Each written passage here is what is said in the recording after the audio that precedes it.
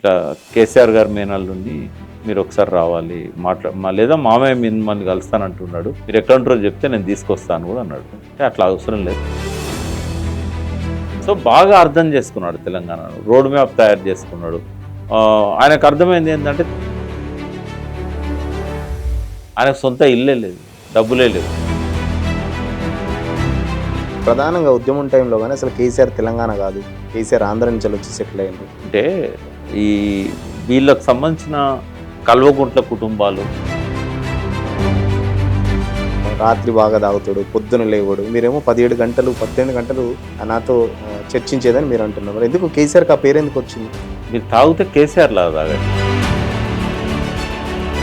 అంటే ఆంధ్ర వాళ్ళ కుట్రల్లో పడతారు, రేవంత్ రెడ్డి కుట్రల్లో పడతారు, కాంగ్రెస్ కుట్రల్లో పడతారు. అట్లా పడే ఇప్పుడు మళ్ళీ అధికారాన్ని వదిలించి వాళ్ళకి ఏది మంచో ఏడ్చాడో కూడా ఉండదు. ఇంకొకటి ఉద్యమం టైంలో కూడా జయకిశంకర్ సార్ని కాలుతోంది అన్నిండు అని చెప్పేసి కూడా ఒకటి బాగా చర్చ జరిగింది. నేను సార్నే అడిగిన, ఆయన సార్ చాలా పట్టుదల మనిషి. సార్ని ఒక మాట అంటే కూడా మన ఏళ్ళతోని మన కన్నును పొడుస్తాడు ఆంధ్ర వాడు అని అంటే.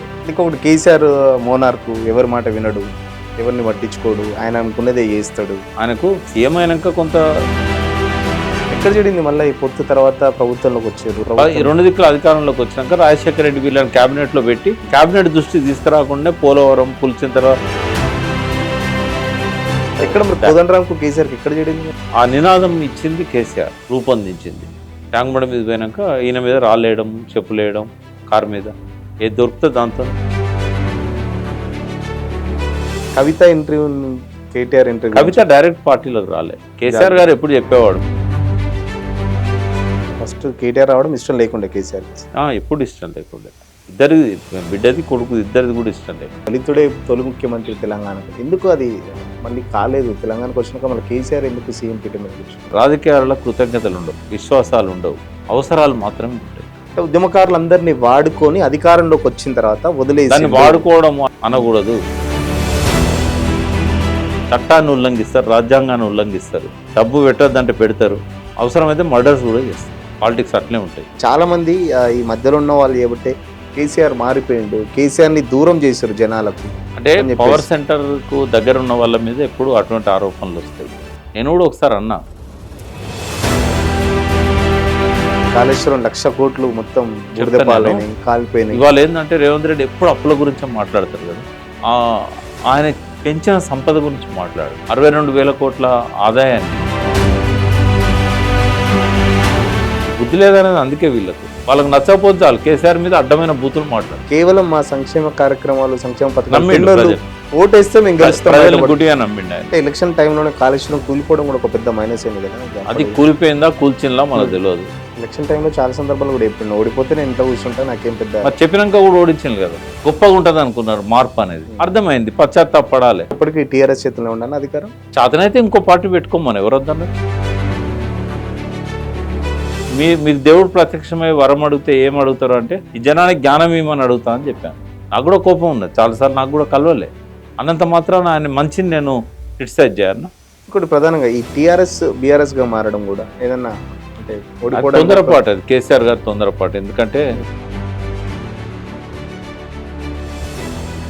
మీరేమో మోడీ రానికుండా చేస్తున్నట్టు, మరి కాంగ్రెస్ వాళ్ళు ఏమో బీజేపీకి బీ టీమ్ బీఆర్ఎస్ అని చెప్పేసి థర్డ్ క్లాస్ మాటలప్ప. ఈ కాంగ్రెస్ లో మెచ్యూరిటీ ఉన్న నాయకుడు ఒక్కడు కూడా లేడు. ఇప్పుడు రేవంత్ రెడ్డి కూడా ప్రధానంగా చెప్తుండే వచ్చే 5 ఏళ్ళు నేనే సీఎం ఉంటా, ఫామ్ హౌస్ కే పరిమితం చేసి. ఎవరు వద్దన్నారు? మొన్న పార్లమెంట్ లో గుండు సున్నా తెప్పించిన. ముఖ్యమంత్రి ఎవరు ఉంటారు అనేది 2 months తర్వాత మాట్లాడారు. ఇంకొకటి కేసీఆర్ ఎప్పుడు అరెస్ట్ అవుతాడు? ఎందుకు అరెస్ట్ కావాలి? కేసీఆర్ 2 పెద్ద స్కామ్లు అని చెప్పేసి వాళ్ళు అన్నంత మాత్రాన స్కామ్లు అయితే అవి. ఇప్పుడు తీన్మార్ మల్లన్న కూడా ఈ మధ్యలో కొంచెం బీఆర్ఎస్ కు దగ్గర అవుతుండు అని అంటారు. ఇంకొకటి బీసీ వాది, ఆయన ఎవరి దగ్గర కాదు, ఎవరి దూరం కాదు. ఆయన ముఖ్యమంత్రి కావాలనుకుంటుండో, ఆయన బీసీలను ఐక్యం చేయాలనుకుంటాడు. ఎట్లా ఉండబోతుంది 2028లో? ఎవరెవరికి ఉంటుంది పోటీ? ఎట్లా చెప్పగలుగుతాం? బీజేపీ కూడా ఒకటే చెప్పగలుగుతాను, కాంగ్రెస్ అయితే అధికారంలోకి రాదు. తెలంగాణ కోసం పుట్టిన పార్టీ, తెలంగాణ తెచ్చిన పార్టీ భారత రాష్ట్ర సమితి అలియాస్ తెలంగాణ రాష్ట్ర సమితి పార్టీ పుట్టి ఈ ఏడుకు 25 సంవత్సరాలు అవుతుంది. వరంగల్లో కూడా చాలా పెద్ద మీటింగ్ కూడా ప్లాన్ చేశారు. ఈ టోటల్ అసలు తెలంగాణ రాష్ట్ర సమితి కానీ ఇప్పుడున్న భారత రాష్ట్ర సమితి సంబంధించి ఆ కేసీఆర్ ఆ పార్టీ పెట్టడం కానీ, ఉద్యమం టైంలో కేసీఆర్ ఎలా ఉండేవాడు ఏంటి, ఆ విషయాలన్నీ మనతో మాట్లాడడానికి బీఆర్ఎస్ వ్యవస్థాపకుల సభ్యుల్లో ఒకరు వి ప్రకాష్ గారు ఉన్నారు, పొలిటికల్ అనలిస్ట్. సార్ నమస్తే. నమస్తే సురేష్. సార్ 25 ఏళ్ళు అవుతుంది, ఏం చెప్పదలుచుకున్నారు ప్రజలకు, ఏం చెప్తారు? ముందుగా కేసీఆర్ గారికి ఆ పార్టీ నాయకులందరికీ కూడా రజతోత్సవ శుభాకాంక్షలు చెప్తాం అనుకున్నా. ఒక విజయగాథ టీఆర్ఎస్ ప్రస్థానం అంతా కూడా. దీనికంటే ముందు ఒక మాట చెప్పాలి. గత శతాబ్దిలో అనేక ఉద్యమాలు వచ్చినాయి, విప్లవ పోరాటాలు వచ్చినాయి, సాయుధ పోరాటాలు వచ్చినాయి. మన దౌర్భాగ్యం ఏంటంటే ఏ ఒక్క పోరాటం కూడా విజయవంతం కాలేదు. సో వైఫల్యాల చరిత్ర 20వ శతాబ్ది అయితే 21వ శతాబ్ది ప్రారంభం నుంచే ఒక విజయ పథానికి బాటలు వేశారు కేసీఆర్ గారు. కాబట్టి చరిత్ర ఎప్పుడు కూడా కేసీఆర్ గారిని విస్మరించదు. సో టీఆర్ఎస్ ఆవిర్భావం కంటే ముందే ఒక 5 సంవత్సరాల నుంచి నేను, జయశంకర్ గారు, కేశవరావు జాదవ్ గారు, పాషం యాదగిరి, గద్దర్, మేమందరం కూడా, గోరటెంకన్న, వివిధ రంగాలలో పనిచేస్తున్న వాళ్ళందరం కూడా తెలంగాణ ఐక్యవేదిక అని, తెలంగాణ మహాసభ అని చాలా సంస్థలు పెట్టాం. సో 28 సంఘాలతోనే అప్పుడు మేము ఐక్యవేదిక ఏర్పాటు చేశాం. బట్ మా వల్ల కాలేదు, ఎందుకంటే మేము చిన్న చిన్న మీటింగ్లకే పరిమితం అయిపోయేది. జయశంకర్ గారు తెలంగాణ రావాలంటే ఆయన 3 విషయాలు చెప్పాడు. అవి ఇవాళ అంబేద్కర్ జయంతి, ఒకసారి అంబేద్కర్ గారిని కూడా మనం గుర్తు చేసుకోవాలి. ఎందుకంటే బోధించు, సమీకరించు, పోరాడు అనేది అంబేద్కర్ గారు ఇచ్చిన నినాదం. బోధించు, సమీకరించు, పోరాడు. దాన్నే కొద్దిగా మార్చి భావజాల వ్యాప్తి, ఆందోళన, రాజకీయ ప్రక్రియ, ఇవి జయశంకర్ గారు ఇచ్చిన. సో ఆయన నాతో చెప్పారు కూడా, అంబేద్కర్ గారు ఇచ్చిన దాన్నే కొంచెం నేను మాడిఫై చేసి చెప్పాను అని. సో ఆ ప్రక్రియలో భావజాల వ్యాప్తి కాడనే మేము ఆగిపోయాను. చిన్న చిన్న ఆందోళనలు చేశాం, కానీ అవి అంత పెద్దగా లేవు. అప్పుడు మాకు విప్లవ పార్టీలు కొద్దిగా సహకారం ఉండేది. ఎందుకంటే తెలంగాణ కోసం నిర్ణయం తీసుకున్న మొట్టమొదటి రాజకీయ పార్టీ పీపుల్స్ వార్. అది జూన్ 1, 1997లో ఒక పెద్ద డాక్యుమెంట్ రిలీజ్ చేశారు. అందులో అనేక అంశాలు ఉన్నాయి. ప్రత్యేక రాష్ట్రం అనేది వాళ్ళు ఇచ్చిన నినాదం. తర్వాత ఇందిరారెడ్డి లాంటి వాళ్ళు కొంత ముందు తీసుకెళ్లే ప్రయత్నం చేశారు, కానీ అది కాలేదు. సో కేసీఆర్ గారు బషీర్బాగ్ కాల్పుల తర్వాత, అంటే 1999 తర్వాత 2000 సంవత్సరంలో 1999లో ఆగస్టు నెలలో మళ్ళీ చంద్రబాబు రెండవసారి ముఖ్యమంత్రి అయ్యాడు తెలుగుదేశం. అంటే ఇప్పుడు చంద్రబాబు అంటే గుర్తొచ్చింది, కేవలం చంద్రబాబు ఒక మంత్రి పదవి ఇస్తే అసలు బీఆర్ఎస్ పుట్టుకనే ఉండేది కాదు అని చెప్పేసి పెద్ద చర్చ జరిగింది. నిజమేనంటారా? దానికి సంబంధించి మంత్రి పదవి ఇవ్వలేదని చెప్పేసి దాన్ని కొద్దిగా అనలైజ్ చేయాలి. ఎందుకంటే ఒకవేళ మంత్రి పదవి ఇచ్చుంటే కేసీఆర్ బిజీ అయిపోయేవాడు. ఆయనకు తెలంగాణ గురించి మళ్ళీ ఆలోచించేంత, ఊపిరి సల్పేంత పని ఉండేది కాదు. కానీ తెలంగాణ ఉద్యమంలోకి ఆయన రావడానికి మంత్రి పదవి ఇయ్యలేదనే కోపమో కసియో కారణం కాదు. ఎందుకంటే ఆయనకు కేబినెట్ హోదా ఉన్న ఉపసభాపతి ఇచ్చారు. ఉపసభాపతి పెద్ద పని ఉండదు. అదే అప్పుడే అలిగిండు, మంత్రి పదవి అలగడం ఉన్నది, అలగడం అయితే ఉన్నది. ఎందుకంటే చంద్రబాబు నాయుడుకు ఆ సమయంలో ఎవ్వరు ఇవ్వనంత సహకారాన్ని అందించింది కేసీఆరే. అంటే మళ్ళీ అధికారంలోకి రెండోసారి టీడీపీ వచ్చింది అంటే, ఒకటి కార్గిల్ యుద్ధం, వాజ్పేయి గారి ప్రభావం, బీజేపీతో పొత్తు పెట్టుకున్నారు. రెండవది ముఖ్యమైన కారణం ఏంటంటే కేసీఆర్ గారు ఇచ్చిన రోడ్ మ్యాప్. చంద్రబాబు నాయుడుకి ఎట్లా ఎన్నికల్లో బయటపడాలి, అప్పుడే వ్యూహాలు. అంటే ఒక 2 years ముందే 97లోనే 99 ఎన్నికలు ఉంటే 97లోనే చంద్రబాబు దగ్గర వాళ్ళందరినీ కూర్చోబెట్టుకొని క్యాబినెట్లో ఉన్న వాళ్ళను మనము ఎన్టీ రామారావుని వెన్నుపోటు పొడిచినాం, అధికారంలోకి వచ్చినాం అనే అపవాదు ఉన్నది.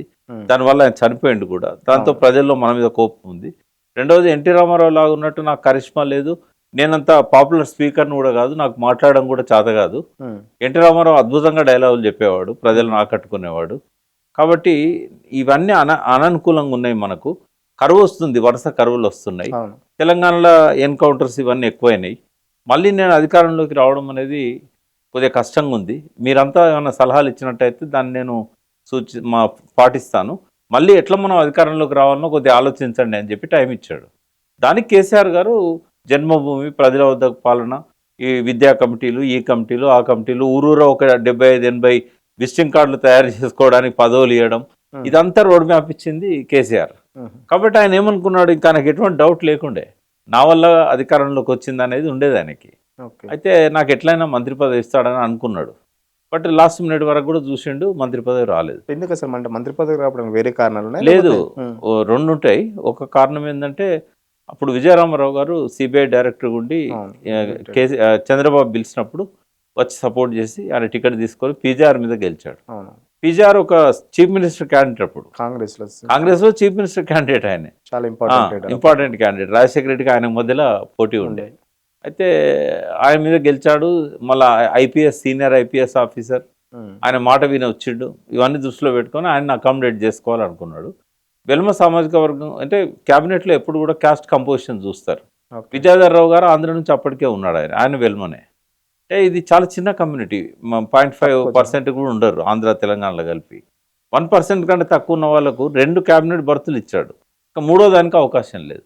ఆయన ఏమనుకున్నాడంటే కేసీఆర్ నాకు దగ్గరవాడు, రైట్ హ్యాండ్, నేను ఏం చెప్పినా వింటాడు అని తర్వాత ఆయన అకామిడేట్ చేద్దాము, ఇప్పుడైతే వీళ్ళని తీసుకుందామని అనుకున్నాడు. రెండవది, ఈ రాజకీయ నాయకుల్లో చాలా మందిలో ఉండే ఒక హిడెన్ ఎజెండా ఒకటి ఉంటుంది. వీడు చాలా తెలివైనవాడు, వీడిని అన్నీ అధికారంలోకి మళ్ళీ తీసుకురాగలిగాడు, రేపు వీడిని సైజ్ పెరిగితే మనకు ప్రమాదం లాక్కుంటాడు అవసరం. ఇది మనం చూడాలి, మనం నిరాకరించవద్దు ఇటువంటి కోణాన్ని. ఇది అందరు రాజకీయ నాయకుల్లో ఉంటుంది. ఒకరిద్దరు ఎవరైనా ఎగ్జామ్షన్ ఉన్నారో గతంలో తెలియదు నాకు. ఎవరిని గుడిగా నమ్మద్దు రాజకీయాలు అంటే నమ్మద్దని కాదు, అంటే వాస్తవంగా సరైన రాజకీయ నాయకుడు ఏం చేస్తాడంటే అతని ప్రతిభను ఉపయోగించుకొని ఎదుగుతాడు. కానీ నేను, నా కొడుకు, నా మనవడు ఎప్పటికీ అధికారం మాకే ఉండాలి అనుకున్న వాళ్ళు ఆ ప్రతిభను తొక్కేయడానికి ప్రయత్నం చేస్తారు. అట్లాగే కేసీఆర్కి ఆయన ప్రతిభను తొక్కేసే ప్రయత్నం కూడా జరిగిందని నేను అనుకుంటున్నాను. ఆపలేదా మరి చంద్రబాబు బయటకు వచ్చి, అంటే కేసీఆర్ బయటకు వచ్చి పార్టీ పెట్టుకుంటారు? వాస్తవంగా చంద్రబాబు కేసీఆర్ ఇక్కడ మీరు అడిగిన మొదటి ప్రశ్న సమాధానం ఏంటంటే మంత్రి పదవి ఇవ్వలేదు అనేది అసహనము, కోపం అన్నీ ఉన్నాయి. కానీ తెలంగాణకు రావడానికి అదే కారణం కాదు అంటున్నాను నేను. ఎందుకంటే ఆయన 1992లో జానారెడ్డి జగపతిరావు తెలంగాణ ఫ్రంట్ పెట్టారు. ఫ్రంట్ చైర్మన్గా జానారెడ్డి ఉన్నాడు, దాని వెనకాల కీలకమైన వ్యక్తి స్వతంత్రంగా గెలిచిన వెల్చాల జగపతిరావు. వాళ్ళు ఏం చేశారంటే పివి నరసింహారావు తెలంగాణ వ్యక్తి ప్రధానమంత్రి ఉన్నాడు, సో ఇప్పుడు పోయి అడిగితే తెలంగాణ వస్తుంది మనకు అని చెప్పి ఈ అవకాశం మళ్ళీ ఎప్పుడు రాదని ఈ రాజకీయాలకు అతీతంగా, పార్టీలకు అతీతంగా అందరు శాసనసభ్యులను తీసుకొని జగపతిరావు గారు ఢిల్లీ పోయారు. పివి నరసింహారావు గారితో మాట్లాడితే ఆయన సుముఖంగా లేరు తెలంగాణ ఇవ్వడానికి. సో అప్పుడే ఆంధ్రప్రదేశ్ భవన్ ఉన్నది కదా, ఆడ కేసీఆర్ గారు తన ఎమ్మెల్యేలతో కామెంట్ చేశాడు, వీళ్ళు ఇట్లా తెలంగాణ ఇయ్యరు, దానికోసం ఉద్యమమే చేయాల్సి వస్తుంది, వాళ్ళు ఎవరు ముందుకు రాకపోతే నేనే బహుశా ముందుకు వచ్చి నడుపుతానేమో అని చెప్పి 10 years బిఫోర్ 92లో చెప్పాడు ఆయన. 9 ఏళ్ళ ముందు, 9 ఏళ్ళ గ్యాప్ ఉంది. అప్పుడే బీజం పడ్డది. అప్పుడు కాదు, 69లోనే బీజం పడ్డది. అంటే కేసీఆర్ తనంతట తాను ముందుకు రావాలనే బీజం అప్పుడు పడ్డది, కానీ తెలంగాణ రావాలనే బీజం 69లో పడ్డది. కేసీఆర్ గురించి కేసీఆర్కే పడ్డది 69లో. ఎందుకంటే చెన్నారెడ్డి గారు అప్పుడు మదన్ మోహన్ ఉప ఎన్నికల్లో మదన్ మోహన్ ఎమ్మెల్యేగా నిలబెట్టాడు. ఇంకప్పటికి ప్రజాసమితి పార్టీ కాలే, ఉద్యమ సంస్థ. అయితే అప్పుడు ఆయన గెలిపేయడానికి సిద్దిపేట పోయినప్పుడు వాళ్ళ ఇంట్లోనే ఉన్నాడు, కేసీఆర్ ఇంట్లోనే. కేసీఆర్ ఫాదర్ ఉన్న చెన్నారెడ్డి మంచి స్నేహితులు. సో అప్పుడే ఆ తెలంగాణ ఉద్యమం గురించి 10th క్లాస్ అప్పుడు కేసీఆర్. సో ఉద్యమంలో ఉన్నాడు ఆయనే, కాకపోతే నాయకుడు కాదు. అయితే ఆయన లోపల చెన్నారెడ్డి మాటలు, వీళ్ళ ఫాదరు, వీళ్ళ అన్నయ్య కూడా తెలంగాణ ఉద్యమకారుడే. సో వీళ్ళందరి మధ్య జరిగేటి అన్నీ కూడా అప్పుడే ఆయన మైండ్లో పడ్డాయి. తర్వాత ఒకసారి ఈయన ఎమ్మెల్యే ఉన్నప్పుడు నిర్మల్లో స్థానిక సంస్థల మున్సిపల్ చైర్మన్కి సంబంధించింది ఏదో ఎన్నికొస్తే, ఉప ఎన్నికో దానికి ఆయన ఇన్ఛార్జ్గా పోయాడు ఎమ్మెల్యేగా టీడీపీ నుంచి. పోయినప్పుడు శ్రీరామ్ సాగర్ ప్రాజెక్ట్ చూడడానికి పోయారు. అప్పుడు అది చూసుకుంటా అన్నాడట ఆయన. పక్కన ఉన్న వాళ్ళందరూ చెప్పారు, నాతో కూడా చెప్పారు, ఆయన కూడా చాలా మీటింగ్లలో కేసీఆర్ చెప్పాడు, తెలంగాణ ఇరిగేషన్ ప్రాజెక్టులన్నీ ఏ రకమైన ఆదరణకు నోచుకోక శిథిలమై శివాలయాల్లాగా ఉంటాయి. ఆంధ్రలో ఉన్న వైష్ణవాలయాలేమో అన్ని హంగులతోని ఉంటాయి, గొప్పగా ఉంటాయి అని చెప్పి ఆయన ఆ రోజుల్లో కామెంట్ చేశాడట. తెలంగాణ పట్ల ఎంత వివక్ష ఉంది, ఎంత పోల్చడం. సో ఇవన్నీ చూసినప్పుడు ఏంటంటే ఆయన మైండ్లో తెలంగాణ కోసం పనిచేయాలనేది ఉంది, తెలంగాణ రావాలని ఉంది. అయితే ఆ సందర్భం ఎప్పుడు వచ్చిందంటే ఈ బషీర్బాగ్లో కాల్పులు జరిగినాయి. ఎందుకు జరిగినాయి?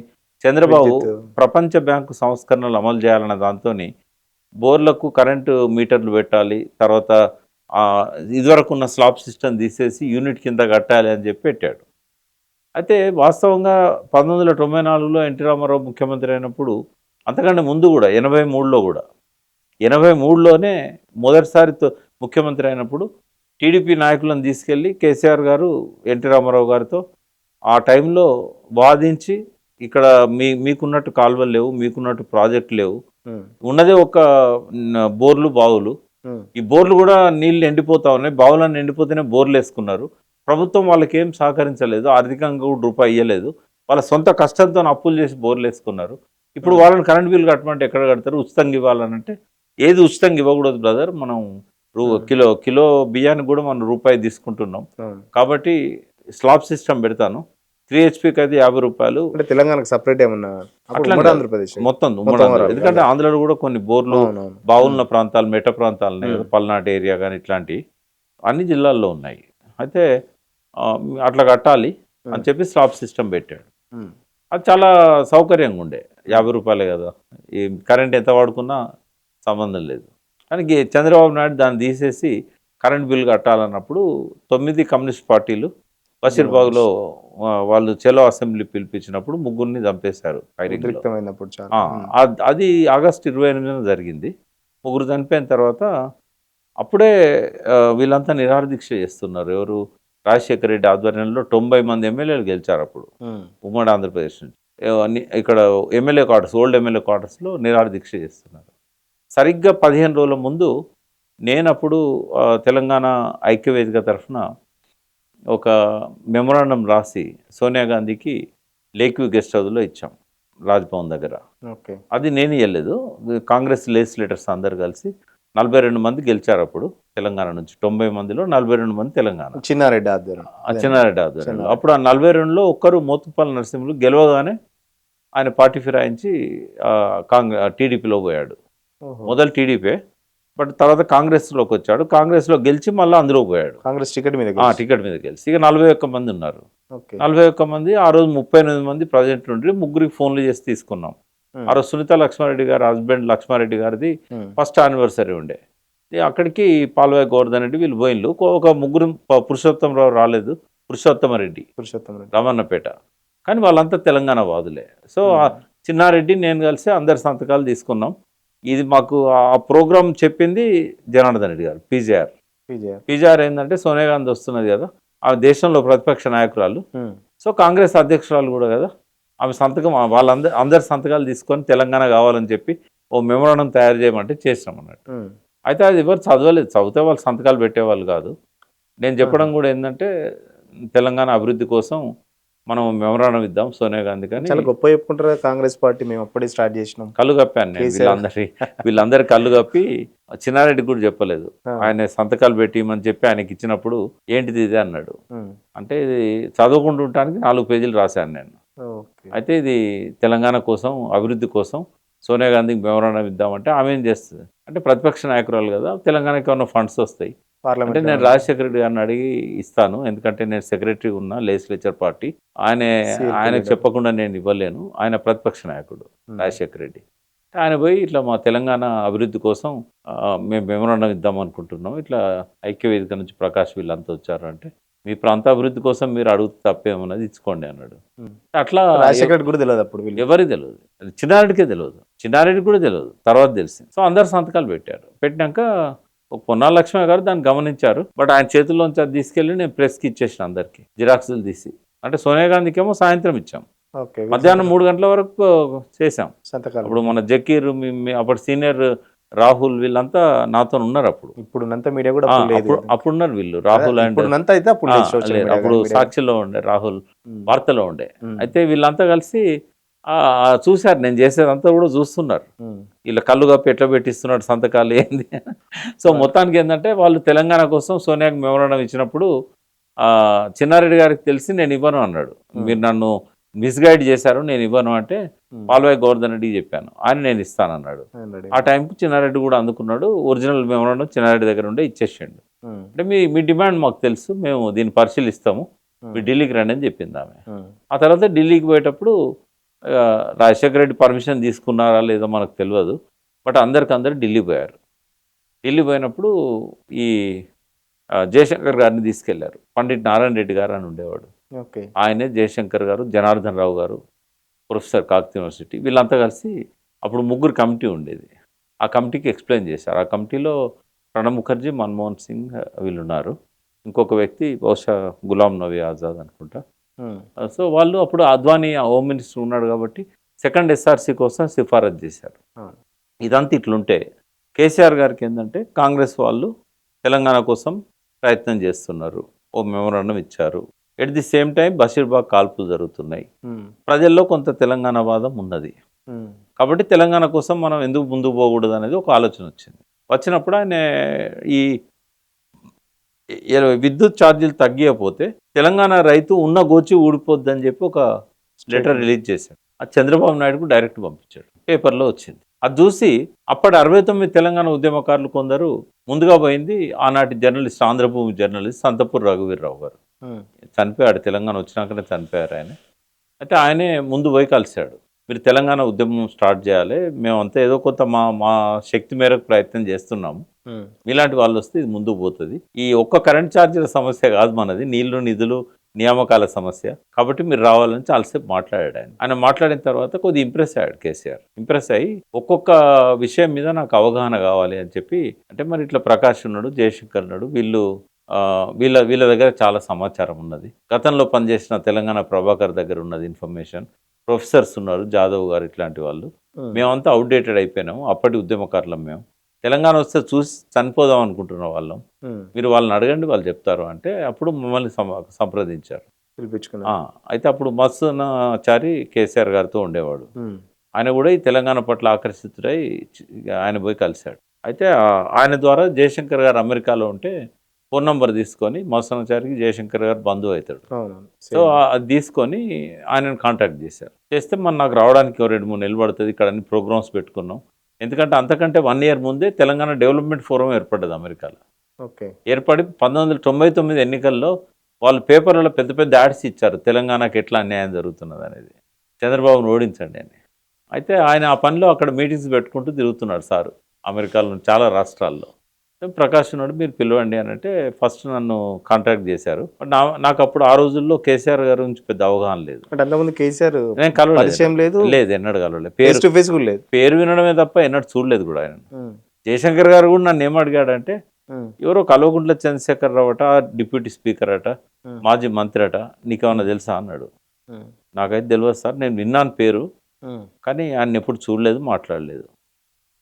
మీకు తెలియదా సార్ అన్న అంటే, నాకు కూడా తెలియదు, నాకు గుర్తు రావట్లేదు ఎవరు ఆయన, మరి మాజీ మంత్రి అంటుండు, మత్స్యనాచారి చెప్పిండు ఇట్లా అంటే, ఎవరైతే ఏమున్నది తెలంగాణ కోసం. అయితే నన్ను అన్నాడు, తెలంగాణ కోసం తెలుసుకోవడానికి ఆయన అడుగుతున్నాడు కదా, ఆయన అన్నాడట, ప్రకాష్ కోసం నేను 2 సార్లు ట్రై చేశాను, ఆయన రావట్లేదు నా దగ్గరికి అన్నాడట.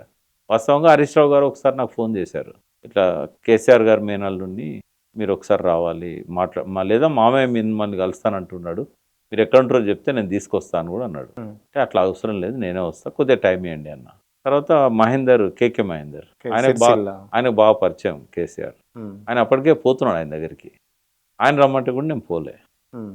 జయశంకర్ గారికి ఆయన చెప్పిన తర్వాత, సరే నేను నాకెందుకో పెద్ద ముందుకు పోద్దని అనిపించట్లేదు సార్ ఆయన అంటే, కాదయ్యా నమ్మలేదా ఫస్ట్ కేసీఆర్ మీరు? నేను నమ్మలే. మీరు అంటే జయశంకర్ సార్ కూడా నమ్మలేదు లేకపోతే లేదు, నేను నమ్మలేదు. ఎందుకు? నేను ఎందుకు నమ్మలేదు అని అంటే, అంతకుముందు మేము ఒక 10-15 మందిని ట్రై చేసాం, నేను జయశంకర్ సార్. అందరు వస్తుండ్రు, మమ్మల్ని వాడుకుంటున్నారు తప్ప వాళ్ళు ముందుకు వస్తలేరు. అంటే ఎట్లా వాడుకున్నారు మిమ్మల్ని, ఎవరిని కలిసి? పి జనార్దన్ రెడ్డి గారు ఉన్నారు, ఆయన రావాలనుకున్నాడు సీరియస్ గా, బట్ ఎలక్షన్ లో ఓడిపోయాడు ఆయన. విజయరామారావు ఆయన మీద గెలిచారు. తర్వాత చాలా మందిని మేము కలిసాం, ఇంద్రకరణ్ రెడ్డి గారిని, చిన్నారెడ్డి, కోదన్ రెడ్డి, ఎంతమంది అయినా కూడా ధైర్యం చేయలేదు ముందుకు రావడానికి. అయితే నేనేమనుకున్నా అంటే, కాంగ్రెస్ వాళ్ళే ధైర్యం చేస్తలేరు, అధికారంలో లేని వాళ్ళు అని. టీడీపీలో ఉపసభాపతి అధికార పార్టీలో ఉన్నాడు, ఆయనేం వస్తాడు చంద్రబాబు నాయుడు దగ్గర, కాబట్టి రాకపోవచ్చు అని చెప్పి నేను వేరే అపనమ్మకాలు అయితే ఆలోచిస్తున్నాను. నేను పోనని కూడా అనుకోలే. సార్ అన్నాడు కదా, అట్లా కాదయా, ఈ ఆర్ఎస్ఎస్ నుంచి ఆర్ఎస్యూ దాకా మనం ఎవ్వరు అడిగినా కూడా మనం చెప్పాలి, మన దగ్గర సబ్జెక్ట్ ఉంది. సరే పోతా సార్ అన్నాడు. తెల్లారి భరత్ కుమార్ని పంపించాడు, భరత్ కుమార్ నన్ను తీసుకొని పోయాడు.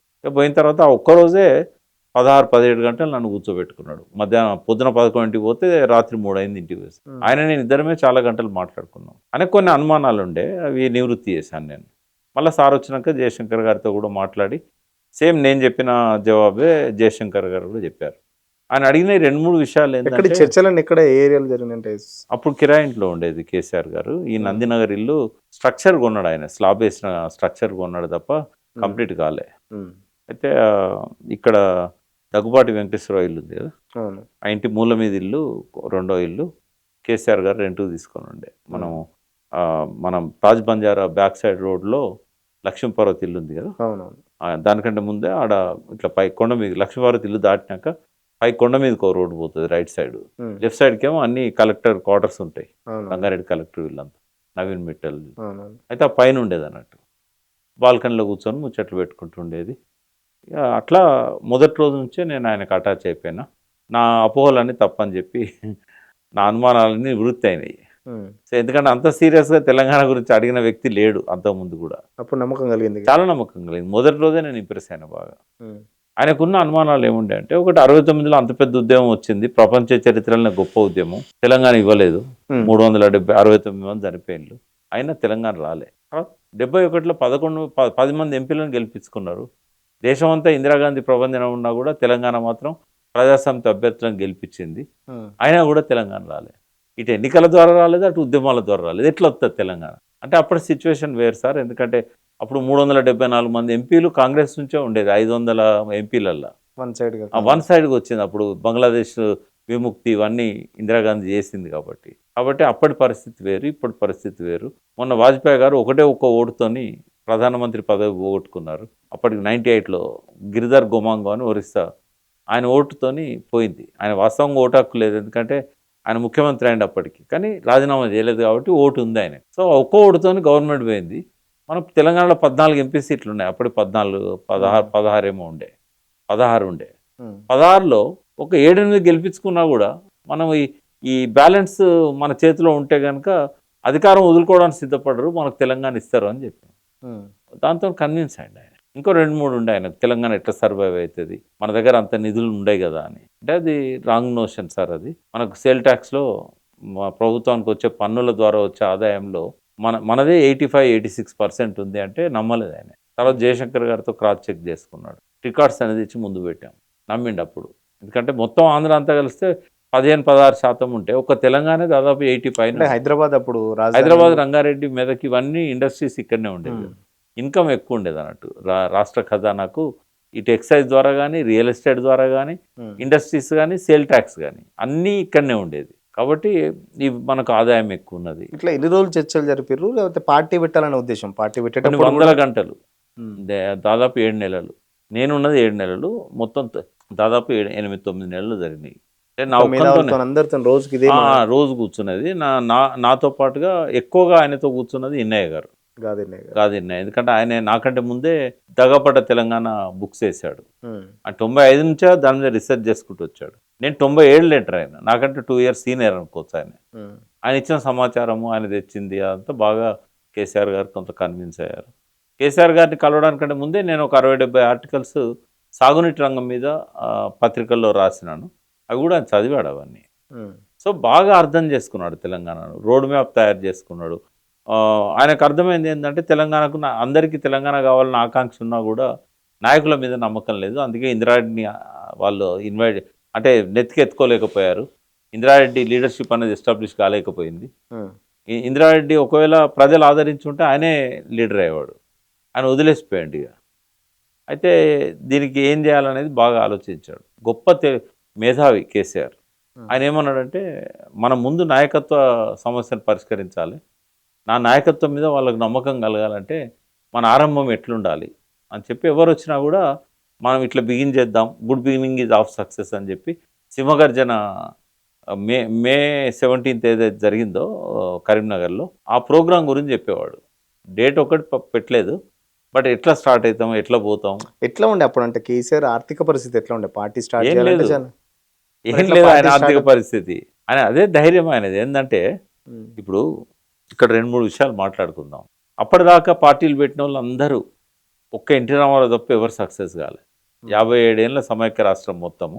ఆనాటికి 1956 నుంచి 99 2000 వరకు 44 సంవత్సరాల్లో ఈవెన్ చెన్నారెడ్డి గారు కూడా ఒకసారి పార్టీ పెట్టాడు, 2 సార్లు పెట్టాడు. ప్రజాసమితి పెట్టాడు, ఇంకొకటి నేషనల్ డెమోక్రటిక్ పార్టీ అని 1984లో పెట్టాడు. 2 సార్లు పార్టీ పెట్టి చెన్నారెడ్డి సక్సెస్ కాలే. తెలంగాణ కోసం పార్టీ పెట్టిన కొండలక్ష్మణ్ బాబు సక్సెస్ కాలే. జై తెలంగాణ పార్టీ పెట్టిన ఇందిరారెడ్డి సక్సెస్ కాలే. ఇంకా చాలామంది, కన్సీరామ్ గారు వచ్చి పరేడ్ గ్రౌండ్ నింపిండు, బీఎస్పీ నిలబడలేకపోయింది. తర్వాత జనతా పార్టీ 40-50 మంది ఎమ్మెల్యేలను గెలిపించుకున్నారు, నిలబడలేకపోయింది. ఇన్ని పార్టీలు వచ్చినా జనసంఘ్ ఇక్కడ నిలబడలేకపోయింది. మరి ఇన్ని పార్టీలు పెట్టినా కూడా ఫలితం రాలేదు. అయినా కూడా ఆయన ధైర్యం చేశాడు. సెకండ్ ఏంటంటే పార్టీ పెట్టాలన్నా నడపాలన్నా బాగా డబ్బులు కావాలి. ఆయనకు సొంత ఇల్లే లేదు, డబ్బులే లేవు. ఉన్న ఆస్తిని కూడా బదలాయించి ఒక చిన్న ప్లాట్ తీసుకున్నాడు ఇక్కడ పటాన్చెరు దగ్గర 2000 గజాలు. ఆ ఒక్క ప్లాట్ అమ్మి ఆ డబ్బులను తీసుకొచ్చి పార్టీ పెట్టాడు. సొంత డబ్బులతో ఉన్న ప్లాట్ అమ్మి. ఒక మంచి కారే లేదు ఆయనకు. ఆ కారు కూడా వేరే వాళ్ళు లోన్లో తీసుకొని ఇప్పిస్తే ఇన్స్టాల్మెంట్ కట్టలేక లాక్కపోయారు. ఇవన్నీ అంటే ఆయన మధ్యతరగతి అంటే ఆయన సంపన్నుడేం కాదు ఆయన. ఒకప్పుడు వాళ్ళ భూములు ఉండే వాళ్ళ నాన్న కాంట్రాక్ట్ చేసేది, కానీ తర్వాత చితికిపోయారు ఏం లేకుండే. ఇంకొకటి కేసీఆర్ గురించి ప్రధానంగా ఉద్యమం టైంలో కానీ అసలు కేసీఆర్ తెలంగాణ కాదు, కేసీఆర్ ఆంధ్ర నుంచి వచ్చి సెటిల్ అయ్యిండ్రు అంటే ఈ వీళ్ళకు సంబంధించిన కల్వగుంట్ల కుటుంబాలు, కొప్పుల వెల్మ అని ఇట్లా చాలామంది మనకు అక్కడ ఉంటారు. ఇక్కడ ఉత్తరాంధ్రలో ఉంటారు. అంత మాత్రాన అక్కడ బంధుత్వం ఉన్నంత మాత్రాన, లేకుంటే సేమ్ కమ్యూనిటీ వాళ్ళనంత మాత్రాన, సేమ్ ఇంటి పేరు ఉన్నంత మాత్రాన అక్కడ నుంచి వచ్చిందని చెప్పడానికి అప్పుడు ఆంధ్ర నాయకులు బాగా కామెంట్ చేశారు. అసలు మీకు తెలంగాణ మీ తరపు కొట్లాడేటోడు కూడా మావాడే అంటే వాళ్ళు చేసిన ద్రోహం వల్లనే 40 ఏళ్ళు తెలంగాణకు నాయకత్వం లేకుండా పోయింది. చెన్నారెడ్డిని ద్రోహి, దొంగ అని ఆంధ్ర పత్రికలన్నీ దూషించడం వల్ల అప్పుడు తెలంగాణ ప్రత్యామ్నాయ పత్రికలు లేవు. అట్లా ఒకటి ఎస్టాబ్లిష్ చేయగలిగారు వాళ్ళు తెలంగాణ మనస్సులల్లా. అంటే మళ్ళీ తెలంగాణ ఉద్యమం రావద్దు, మళ్ళీ తెలంగాణకి ఎవరు ముందుకు రావద్దు అని నాయకత్వాన్ని అప్రతిష్ట పాలు చేసే ప్రయత్నాలు 69 నుంచే నడిచినాయి. ధైర్యంగా ఈయన ముందుకు వచ్చాడు కాబట్టి నాకు ఆంధ్రతో లింక్ పెట్టారు. కానీ 7 తరాలు మనం చూసినట్టయితే ఈయన 7 తాతలు ఇక్కడనే పుట్టారు, ఇక్కడనే పెరిగారు. మరి ఇక 7 చూస్తాం మనం, అటు 7 తరాలు ఇటు 7 తరాలు అంటాం కదా. 7 తరాలు అయితే ఇక్కడనే ఉన్నాయి. మరి ఎప్పుడు వచ్చిండ్రు వాళ్ళు అక్కడి నుంచి ఇక్కడికి? ఒకడు భీమవరం అంటాడు, ఒకడు ఉత్తరాంధ్ర అంటాడు. అది అవన్నీ అబద్ధాలు. ఆయన లోపల ఎక్కడ కూడా ఆంధ్ర జీన్సే లేవు ఆయనలో. ఆయన వ్యవహార శైలి చూసినా ఆయన పార్టీ పెట్టిన తర్వాత ఎట్లా ఉండే కేసీఆర్ స్టైల్ ఎట్లా ఉండే? ఇంకొకటి కేసీఆర్ మీద కూడా రాత్రి బాగా తాగుతాడు, పొద్దున లేవాడు. మీరేమో 17 గంటలు 18 గంటలు నాతో చర్చించేదని మీరు అంటున్నారు. మరి ఎందుకు కేసీఆర్కి ఆ పేరు ఎందుకు వచ్చింది? మీ ద్వారా నేను తెలంగాణ తాగుబోతులు అందరికీ ఒకటి అప్పీల్ చేయదలుచుకున్నా. మీరు తాగితే కేసీఆర్ లాగా తాగండి. ఎట్లా? కేసీఆర్ తాగడం కోసం తాగడు. కేసీఆర్ ఇట్లా సిప్ చేసి ఆడబెట్టినట్టే అర్ధగంట దాకా మళ్ళీ దాని దిక్కు చూడడు, దాన్ని ముట్టుకోడు.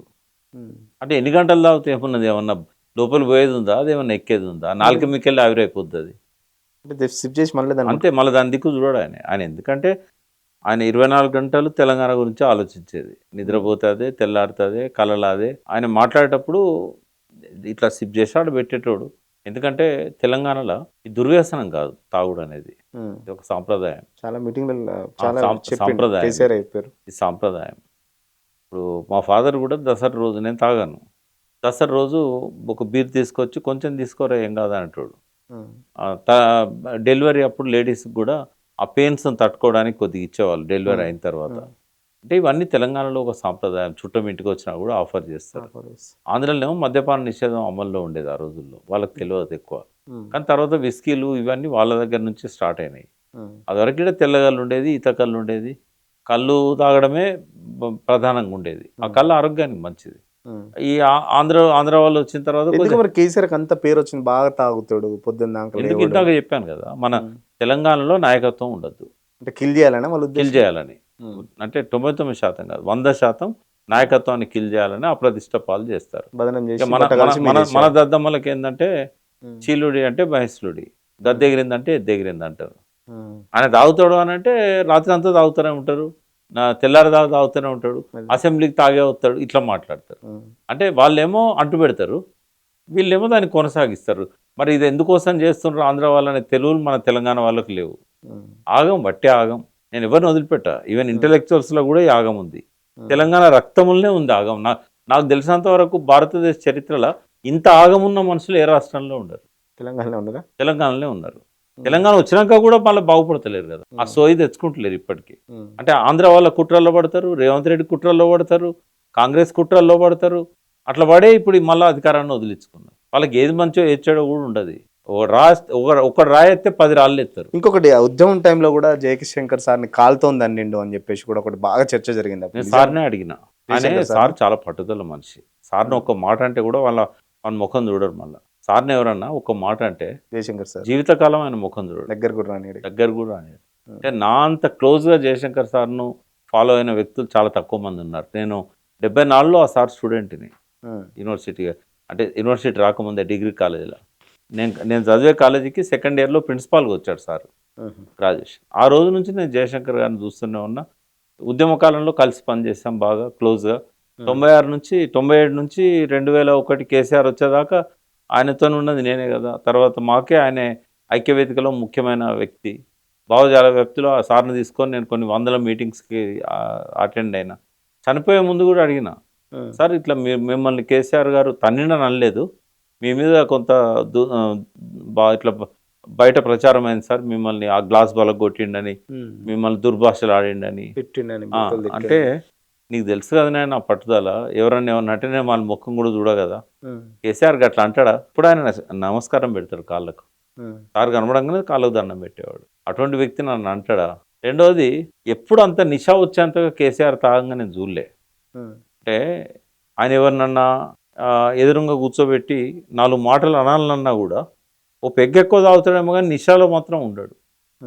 అటువంటి వ్యక్తి తనకు తాను నిశాలోకి పోయి జయశంకర్ సార్ మీద చేయి చేసుకునే పరిస్థితి ఉంటుందా? ఇవన్నీ అబద్ధాలు. జయశంకర్ సారే చెప్పిండు చనిపోయే ముందు నాతోనే కదా చాలా మందితో చెప్పాడు.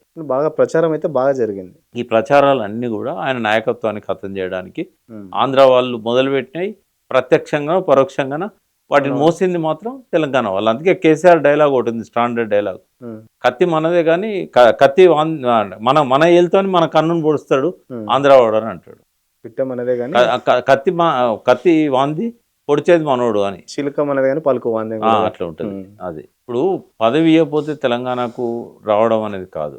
ఆయనకు పదవి ఇవ్వకపోతే అప్పుడే తీసుకునేటోడు కాదు ఉపసభాపతి. మంత్రి పదవి ఇస్తే తీసుకుంటా, లేకపోతే తీసుకోనని చెప్పి పెట్టేవాడు పక్కకు. బట్ ఆయన తీసుకున్నాడు. 1.5 years ఉన్నాడు ఆ పొజిషన్లో. బట్ ఆయన కదిలించిన ఏంటంటే తెలంగాణలో రైతుల ఆత్మహత్యలు, శిథిలమవుతున్న ప్రాజెక్టులు, గోదావరి మీద 500 kilometers ఒక ప్రాజెక్టు కూడా కట్టకపోవడం, ఇక్కడనేమో కరువుతో చచ్చిపోతూ ఉన్నారు జనాలు. రైతుల ఆత్మహత్యలే కాకుండా బూటకప్ ఎన్కౌంటర్ల పేరు మీద ప్రతి సంవత్సరం ఒక 900 మంది 800 మంది చంద్రబాబు ప్రభుత్వం కాల్చేస్తూ వచ్చింది. దారుణమైన కరువు పరిస్థితులు, వలసలు, ఒక్క మహబూబ్నగర్ జిల్లా నుంచి 14 లక్షల మంది వలసపోవడం, ఇవన్నీ ఆయనను ఇది చేసినాయి. రెండవది కరెంటు సమస్య ప్రధానంగా ఇగ్నైట్ చేసింది. ఇంకొకటి, కేసీఆర్కు ప్రతి అంటే తెలంగాణలో ఏ నది ఎక్కడుంది, ఎక్కడ ఏ ఇవన్నీ తర్వాత వచ్చినాయి, అప్పుడు లేవు. అంటే ఇవన్నీ ఎప్పుడు నేర్చుకున్నారు? తర్వాత కాలక్రమంలో ఉద్యమ కాలంలో నేర్చుకున్నాడు.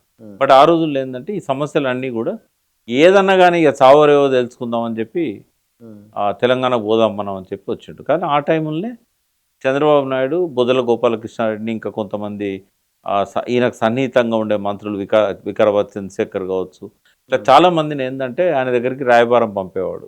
నేను అదే అడిగిన, ఇది పార్టీ పెట్టేటప్పుడు ఏమన్నా? పార్టీ పెట్టేటప్పుడే పంపించారు చాలాసార్లు. ఆయనను మీరు ఏ పోర్ట్ఫోలియో కావాలంటే అది తీసుకోండి.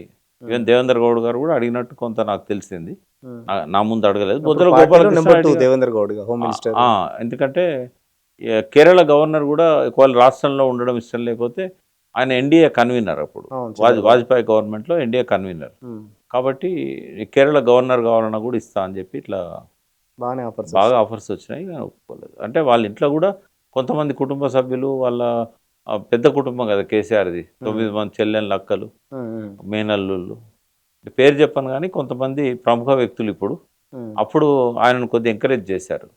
ఎందుకు ఈ తెలంగాణ వస్తుందా, ఇంతకాలం నుంచి చాలామంది ప్రయత్నం చేశారు, ఈ ఉద్యమ బాట ఎందుకు ఎంచుకోవాలి, ఏదన్నా ఆయన ఇస్తానప్పుడు తీసుకోవచ్చు కదా. డిస్కరేజ్ చేశారు అంటే ఆయన ఎంకరేజ్ చేశారు అటువైపు. చంద్రబాబు నాయుడు ఆఫర్ చేస్తున్నాడు కదా, తీసుకోవచ్చు కదా, ఉప ముఖ్యమంత్రి అయినా ఇస్తాడు, ఏ పోర్ట్ఫోలియో కావాలంటే అది ఇస్తాడు, అటువైపు పోవచ్చు కదా మనం. ఇది అవుతుందా, సక్సెస్ అవుతామా, ఇంత కష్టపడ చాలా మంది ఫెయిల్ అయ్యిండు. 40 ఏళ్ళ నుంచి ఎన్నడో పోయింది కదా తెలంగాణ అనేది. ఇంకోటి డైలాగ్ కేసీఆర్ కూడా అంటాడు, ఈ బక్కోడు మొదలు పెట్టిండు, బక్కంతో అవుతుందా, మగలో పుట్టి పుబ్బలో పోద్దని వాళ్ళు చాలా ప్రచారం చేశారు. బట్ పార్టీ పెట్టకముందు సంగతి చెప్తున్నాను నేను. పెట్టాక ఆ మాట అన్నారు. పెట్టకముందు ఏంటంటే ఇంట్లో కూడా కొంతమంది ఆయనకు సన్నిహితులు, కుటుంబ సభ్యులు కూడా ఆయన ముందు పోనీయలేదు. కానీ సార్ వైఫ్ ఏదైతుందో శోభక్క, వాళ్ళు చాలా స్ట్రాంగ్ ఉన్నారు. పిల్లలు ఇక్కడ లేరు కాబట్టి కేటీఆర్, కవిత వాళ్ళు అమెరికాలో ఉండేవాళ్ళు. వాళ్ళు పెద్దగా దానిలో జోక్యం చేసుకోలేదు. అప్పటి వరకు ఇంకా ఇక్కడ పరిణామాలు కూడా పెద్దగా వాళ్ళకి తెలియవు. ఇన్వాల్వ్మెంట్ లేదు వాళ్ళు. లేదు. పార్టీ పెట్టిన తర్వాత ఎట్లా ఉండేది ఉద్యమం టైం అంటే ఎట్లా ప్రోగ్రామ్స్ ఎవరు డిజైన్ చేసేవారు 2009 వరకు అంటే 2000 ఎవ్వరు చెప్పినా ఏం చేసినా క్రెడిట్ అంతా కేసీఆర్ది. మేము సలహాలు ఇవ్వచ్చు కొన్నిసార్లు, బట్ ఆయన కొన్ని తీసుకున్నాడు, కొన్ని తీసుకోలేదు. బట్ ఇవాళ 2001 నుంచి 2001 కంటే ముందు కూడా జెండా రూపకల్పనలో కానీ తర్వాత మాతో డిస్కస్ చేసేవాడు, కానీ క్రెడిట్ మాత్రం ఆయనకే ఇవ్వాలి. ఎందుకంటే డిసిషన్ తీసుకునేదా లేకపోతే అందరితో చర్చించి? ఆయన అందరితో చర్చించేవాడు. బట్ కేసీఆర్ దగ్గర ఒక ప్రత్యేకత ఏంటంటే మేమందరం ఆలోచించిన దానికంటే ఆయన ఎక్కువ ఆలోచించేవాడు, అంటే లోతుగా ఆలోచించేవాడు. ఆయన లోపల ఒక చర్చ జరిగేది. ఇప్పుడు ఒక నిర్ణయం తీసుకుంటే సిపిఐ నారాయణ ఎట్లా రియాక్ట్ అవుతాడు, ఒక గ్రామీణ ప్రాంతాల్లో ఉన్న రైతులు ఎట్లా రియాక్ట్ అవుతారు, చంద్రబాబు ఎట్లా రియాక్ట్ అవుతాడు, మన తెలంగాణ ఉద్యమకారులు ఎట్లా రియాక్ట్ అవుతారు, ఆయనే తర్జన భర్జన ఆ మైండ్లోనే అంతర్మదనం జరిగేది. మేధోమదనం తర్వాత జరిగేది. అంతర్మదనం జరిగి ఆయన ఒక కంక్లూజన్కి వచ్చేవాడు. వచ్చి ఆయన కంక్లూజన్కి వచ్చిన సంగతి చెప్పకుండా మాతో డిస్కస్ చేసేవాడు. మళ్ళీ మేము ఇచ్చిన సూచనలు అన్నీ విన్న తర్వాత ఏమన్నా అవసరమైతే కొంచెం మాడిఫై చేసుకునేవాడు. బట్ ఆయన అనుకున్నది బయటికి తీసుకొచ్చేవాడు. అల్టిమేట్గా చాలాసార్లు ఆయన నిర్ణయమే ఫైనల్ సక్సెస్ అయ్యేది. ఇంకొకటి కేసీఆర్ మోనార్కు ఎవరి మాట వినడు, ఎవరిని పట్టించుకోడు, ఆయన అనుకున్నదే చేస్తాడు. అంటే ఎప్పుడైనా ఒక లీడరు అందరి మాటలు వినాలి, తను అనుకున్న డిసిషన్ అమలు చేయాలి. అంటే కొద్దిగా మాడిఫై చేయడం కానీ రిఫైన్ చేయడం కానీ. సో కేసీఆర్ ఏంటంటే ఎవరు చెప్పినా వింటాడు. ఇప్పుడు కూడా వినడం కాదు, ఆయనకు సీఎం అయినాక కొంత సమయాభావం వల్ల టైం ఇవ్వలేకపోవచ్చు. ఇంకోటి ఆయన ఆలోచించే శైలి కూడా ప్రత్యేకంగా ఉంటుంది. మైండ్లో ఒక థాట్ వచ్చిందంటే ఇక దాని చుట్టే తిరుగుతూ ఉంటాడు. ఇక వేరే వాళ్ళని ఆ రోజు టైం ఇచ్చినా కూడా కలవడు. ఆయన ఏకాగ్రత, నిబద్ధత, ఆ డీప్ థాట్ ప్రాసెస్ ఏవైతే ఉంటాయో, మనం ఏదైనా ఒక విషయం మీద ఒక 5 సెకండ్లు కూడా ఆలోచించలేము, డివేట్ అవుతాం. కానీ ఆయన గంటలు ఆలోచిస్తాడు. ఆలోచించే టైంలో ఇంకా ఎవరిని దగ్గర రానియాడు, వేరే విషయాలు వినడు. బిట్వీన్ ద లైన్స్, గుర్రానికి కదా ఇట్లా కళ్ళ గంతలు కడతారు కదా, కాబట్టి అట్లా ఉండడం వల్ల ఇటువంటి ప్రచారాలు జరిగినాయి. కానీ ఆయన అందరి మాట వింటాడు. తను ఏ డిసిషన్ కరెక్ట్ అనేది తనే ఆలోచించి నిర్ణయం తీసుకు, మంచిగా చెడైనా. నాకు అట్లా ఆలోచించే వ్యక్తి సమకాలీన భారతదేశంలో రాజకీయ క్షేత్రంలో నాకు కనబడలేదు. నేను ఒక తెలంగాణ అంటలేను, ఆంధ్ర అంటలేను, ఎంటైర్ కంట్రీలోనే కేసీఆర్ లాగా అంత డీప్ థాట్ ప్రాసెస్ ఉన్న వ్యక్తి కనబడలేదు. కాకపోతే అన్నీ ఆయన తీసుకున్నవి కరెక్ట్ నిర్ణయాలంటే కాకపోవచ్చు. చాలాసార్లు వైఫల్యాలు వచ్చినాయి, ఎక్కువసార్లు విజయాలు వచ్చినాయి. బట్ ఆయనకున్న ఆ డీప్ థాట్ ప్రాసెస్ అనేది, నేను దాన్ని స్పిరిచువల్ థాట్ ప్రాసెస్ అంట. అంటే ఒకే దాని మీద, ఒకే అంశం మీద గంటల కొద్ది ఆలోచించడం అనేది స్పిరిచువల్ థాట్ అది. కాబట్టి is a different leader, is a spiritual leader. అటువంటి వ్యక్తులు అందరినీ కలవరు కూడా, డిఫరెంట్గా ఉంటుంది. ఇంకొకటి 2009 నుంచి ఇక మలిదశోద్యమం 2000 పార్టీ స్టార్ట్ అయితే 2009 నుంచి వెళ్ళి ఉద్యమం చాలా పీక్ స్టేజ్ పోయింది. అంటే దీన్ని మనం ఎట్లా డివైడ్ చేద్దామంటే ఒక 4 దశలు ఉన్నాయి తెలంగాణ ఉద్యమంలో. ఇవాళ రజతోత్సవాలకు ముందుకు పోతాను కాబట్టి ఫస్ట్ స్టేజ్ ఏంటంటే ఏప్రిల్ 27 నుంచి 2004 వరకు అనుకోవచ్చు. కాంగ్రెస్తో పొత్తు కలిసి అధికారంలోకి వచ్చారు కదా, అక్కడ వరకు యూపీఏలో అది సంసిద్ధం కావడం తెలంగాణ ఉద్యమానికి సమీకరణ దశ అది. అక్కడి నుంచి తెలంగాణ బిల్లు పార్లమెంట్లో పెట్టేదాకా కూడా అందులో కూడా 2 దశలకు చూడాలి. ఒకటి కేసీఆర్ నిరాహార దీక్ష తర్వాత ప్రకటన రావడం, 2004 నుంచి కాంగ్రెస్ ప్రకటన చేసేంత వరకు 2వ దశ. ఆ ప్రకటన దగ్గర నుంచి మళ్ళీ అటకెక్కించినాక జేఏసీ ఏర్పడము, పొలిటికల్ మిలియన్ మార్చ్, ఇట్లాంటివన్నీ కూడా మిలియన్ మార్చే కదా ట్యాంక్ బండ్ మీద. అట్లనే నక్లెస్ రోడ్డు, నక్లెస్ రోడ్ మీద ఒకటి ఊరేగింపు తీశారు కదా అప్పుడు, ఒక పెద్ద మీటింగ్. అంటే ఇంకోటి 2004లో యూపీఏలో కలవాలని చెప్పేసి ఎవరి ఐడియా అది అసలు? అంటే అక్కడ సెంట్రల్ మినిస్టర్ ఆఫర్ అక్కడ వేసారు, ఇక్కడ స్టేట్లో కూడా ఒక 4-5 సోనియా గాంధీ ఆలోచన. వరంగల్లో చాలా పెద్ద మీటింగ్ జరిగింది 10 లక్షల మందితో. అది చాలామంది దేవగౌడ ఇట్లాంటి వాళ్ళంతా వచ్చారు దానికి 2003 ఏప్రిల్. అయితే అది చూసిన తర్వాత బాగా ఇంప్రెస్ అయ్యి సోనియా గాంధీ తీసుకున్న డిసిషన్ అది. అంటే అప్పుడు ఏమైనా కమిట్మెంట్ ఇచ్చారా సోనియా గాంధీ కేసీఆర్కి, మీరు మా ప్రభుత్వంలోకి వస్తే తెలంగాణ ఇస్తామని? ప్రభుత్వంలోకి రావడం కాదు, పొత్తు కలిస్తేనే యూపీఏ 1 అది. యూపీఏలో మీరు భాగస్వాములు కండి, కలిసి ఎన్నికలకు పోదాం అంటే దానికి ఒక అష్యూరెన్స్ తీసుకున్నాడు కేసీఆర్. ఒక పత్రికా ప్రకటన విడుదల చేశారు వాళ్ళు, తెలంగాణ అంశాన్ని మేము చేస్తాం, పరిశీలించడం కాదు, తెలంగాణ సాధన కోసం మేము కలిసి వస్తాం అన్నట్టుగా ఇచ్చారు వాళ్ళు. ఆ ప్రకటన హిస్టారికల్ ప్రకటన అది. అది అయిన తర్వాతనే డి శ్రీనివాస్ ఇంట్లో జరిగింది అది. అప్పుడు దాసరి నారాయణరావు, పాశ్యం యాదగిరి వీళ్ళంతా కీలక పాత్ర వహించారు. ఎందుకంటే సోనియా గాంధీని కన్విన్స్ చేసే వాళ్ళు ఎవరు, వాళ్ళ దగ్గర పోయి వాళ్ళకి చెప్పడము. దాసరి గారు కూడా అప్పుడు కాంగ్రెస్లోనే ఉన్నారు, ఆయన కూడా ఇంపార్టెంట్ రోల్ ప్లే చేశాడు. అక్కడ వెస్ట్ బెంగాల్ గెస్ట్ హౌస్లో ప్రణబ్ ముఖర్జీతో కలవడము, ఇది ఒక లాంగ్ ప్రాసెస్. బట్ అల్టిమేట్గా ఏంటంటే కేసీఆర్ గారికి ఒక ఆలోచన ఏముండే అంటే జాతీయ పార్టీ లేకుండా తెలంగాణ రాదు, బీజేపీ వస్తుందా కాంగ్రెస్ వస్తుందా అని తెలుసుకోవడానికి ఆయన తమిళనాడుకు, కర్ణాటకకు, కొన్ని రాష్ట్రాలకు పోయి మొత్తం పరిశీలించాడు. ఎక్కడ చూసినా కాంగ్రెస్ అనుబంధ పక్షాలే పై చేయి ఉన్నాయి. కాబట్టి ఖచ్చితంగా అప్పుడు కరుణానిధి గారిని కూడా కలిశాడు ఆయన. అయితే ఇక కాంగ్రెసే వస్తుంది కదా, కాంగ్రెస్తో పొత్తు కలిస్తేనే తెలంగాణ వస్తుంది. మన ప్రాంతీయ పార్టీగా మనం ఏం చేయగలుగుతాం? 17 మంది ఎంపీలను గెలిపించుకున్నా రాదు కదా, 16 మంది ఉండేటప్పుడు. సో అట్లా ఆలోచించి కాంగ్రెస్తో పొత్తుకు సిద్ధమైంది ఆయన. గెలిచిన తర్వాత సోనియా గాంధీ ఏంటంటే మీ వల్లనే మేము ఆంధ్రప్రదేశ్లో అధికారంలోకి వచ్చినాం, అక్కడ వచ్చిన ఎంపీ సీట్ల వల్లనే కేంద్రంలో అధికారంలోకి వచ్చినాం, మీరు తెలంగాణలో కనుక మీరు సపోర్ట్ ఇవ్వకపోతే కాంగ్రెస్ గెలవదు అనేది ఒకటి ఉండేది. చంద్రబాబు ఇప్పుడు విజన్ 2020 అని పెట్టుకున్నాడు కదా, అప్పటిదాకా నేనే అధికారంలో ఉంటా అన్నట్టుగా. అయితే సోనియా గాంధీ తెలంగాణ రాష్ట్ర సమితి పొత్తు వల్ల ఇంత మేలు జరిగిందని బాగా ఒత్తిడి చేసింది కేసీఆర్ మీద, మంత్రి క్యాబినెట్లో ఉండాలని. అక్కడ 2 మంత్రి పదవులు ఇచ్చారు కేసీఆర్కు, నరేంద్ర గారికి. ఇక్కడనేమో 6 మంత్రి పదవులు ఆఫర్ చేశారు. హరీష్ రావు, ఈటెల రాజేందర్. ఇక్కడ కొద్దిగా ఆలస్యం చేశాము, బట్ ఫైనల్గా ఇక బిల్లు పెట్టాలంటే వాళ్ళతో మంచిగా ఉండాలి కదా, ఇక్కడ కూడా తెలంగాణకు అన్యాయాలు జరగవద్దు అనుకుంటే క్యాబినెట్లు ఉండాలని చెప్పి తీసుకున్న తర్వాత రాజశేఖర రెడ్డి పెద్ద లెక్క చేయలేదు. ఆమె అడిగింది కాబట్టి పదవులు ఇచ్చాడు, ఎందుకంటే ఈ పొత్తే ఆయనకి ఇష్టం లేకుండే. కానీ సోనియా గాంధీ ఆయన మాటలు నమ్మలేదు. నువ్వు 99లో కూడా అధికారంలోకి వస్తామని చెప్పినావు, రాలేదు. ఇప్పుడు కూడా 2004-2009 సెంటర్ ఆఫ్ అట్రాక్షన్ అప్పుడు రాజశేఖర రెడ్డి కేంద్రం 2009 కాదు, 1999 ఎన్నికల్లో రాజశేఖర రెడ్డి సోనియా గాంధీ దగ్గర పోయి మనం అధికారంలోకి వస్తున్నాం, నాకే ముఖ్యమంత్రి ఇవ్వాలి. జనార్దన్ రెడ్డి పోయి మనమే వస్తున్నాం, నాకే ఇవ్వాలి, సిఎల్పి లీడర్గా నేనే ఉన్నా కదా అని ఇద్దరు రాయబారాలు చేసుకున్నారు. ఈ సంగతి చెప్పి సోనియా మీరు అప్పుడు కూడా అధికారంలోకి వస్తామన్నారు, మీ వల్ల కాలేదు, మీరు ఇప్పుడు కూడా రారు, పొత్తు పెట్టుకోండి అని చెప్పి బలవంతంగా ఎస్ఎం కృష్ణ అని కర్ణాటక చీఫ్ మినిస్టర్ ఆయనను పంపించింది ఇక్కడికి ప్రత్యేకంగా సర్వే చేయడానికి, రాజశేఖర రెడ్డి తెలియకుండా. ఆయన పోయి రిపోర్ట్ ఇచ్చాడు, మనం టీఆర్ఎస్తో పొత్తు పెట్టుకుంటే అధికారంలోకి వస్తామని. ఎక్కడ చెడింది మళ్ళీ ఈ పొత్తు తర్వాత ప్రభుత్వంలోకి వచ్చారు. ఈ 2 దిక్కుల అధికారంలోకి వచ్చినాక రాజశేఖర రెడ్డి వీళ్ళని క్యాబినెట్లో పెట్టి క్యాబినెట్ దృష్టి తీసుకురాకుండా పోలవరం, పులిచింతల, పోతిరెడ్డిపాడు ఇవన్నీ చేసి తెలంగాణకు అన్యాయాలు చేస్తా పోయాడు.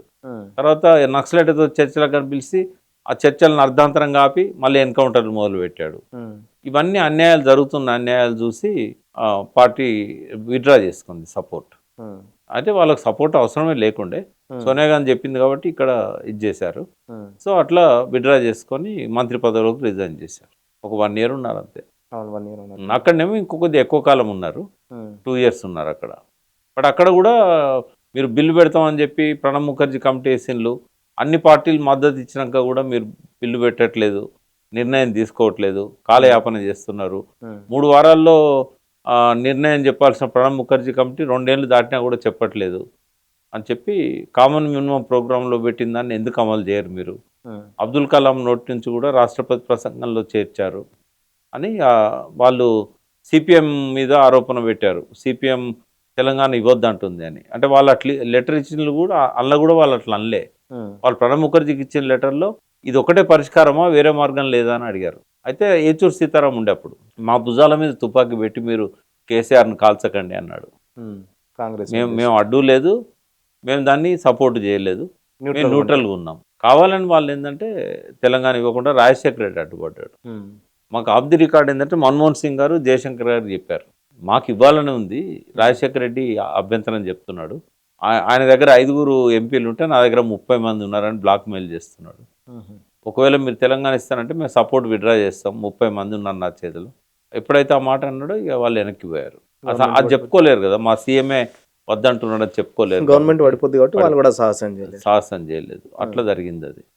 బట్ అంతిమంగా ఆయన నిరాహార దీక్షతోని ప్రభుత్వం దిగొచ్చింది, దాంతో తెలంగాణ ప్రకటన చేశారు. బట్ అక్కడ ఒక ఇదేంటంటే ప్రకటన చేశారు కానీ మళ్ళీ దాన్ని అటకెక్కించాల్సి వచ్చింది. అంటే దానికి సహేతుకమైన కారణం ఉన్నది. బట్ ఆ కారణాన్ని ఎవరు కూడా దాన్ని ప్రచారంలో పెట్టలేదు. పెట్టకపోయేసరికి ఎమోషన్స్ బర్స్ట్ అయ్యి 1000-1200 మంది విద్యార్థులు సూసైడ్ చేసుకున్నారు.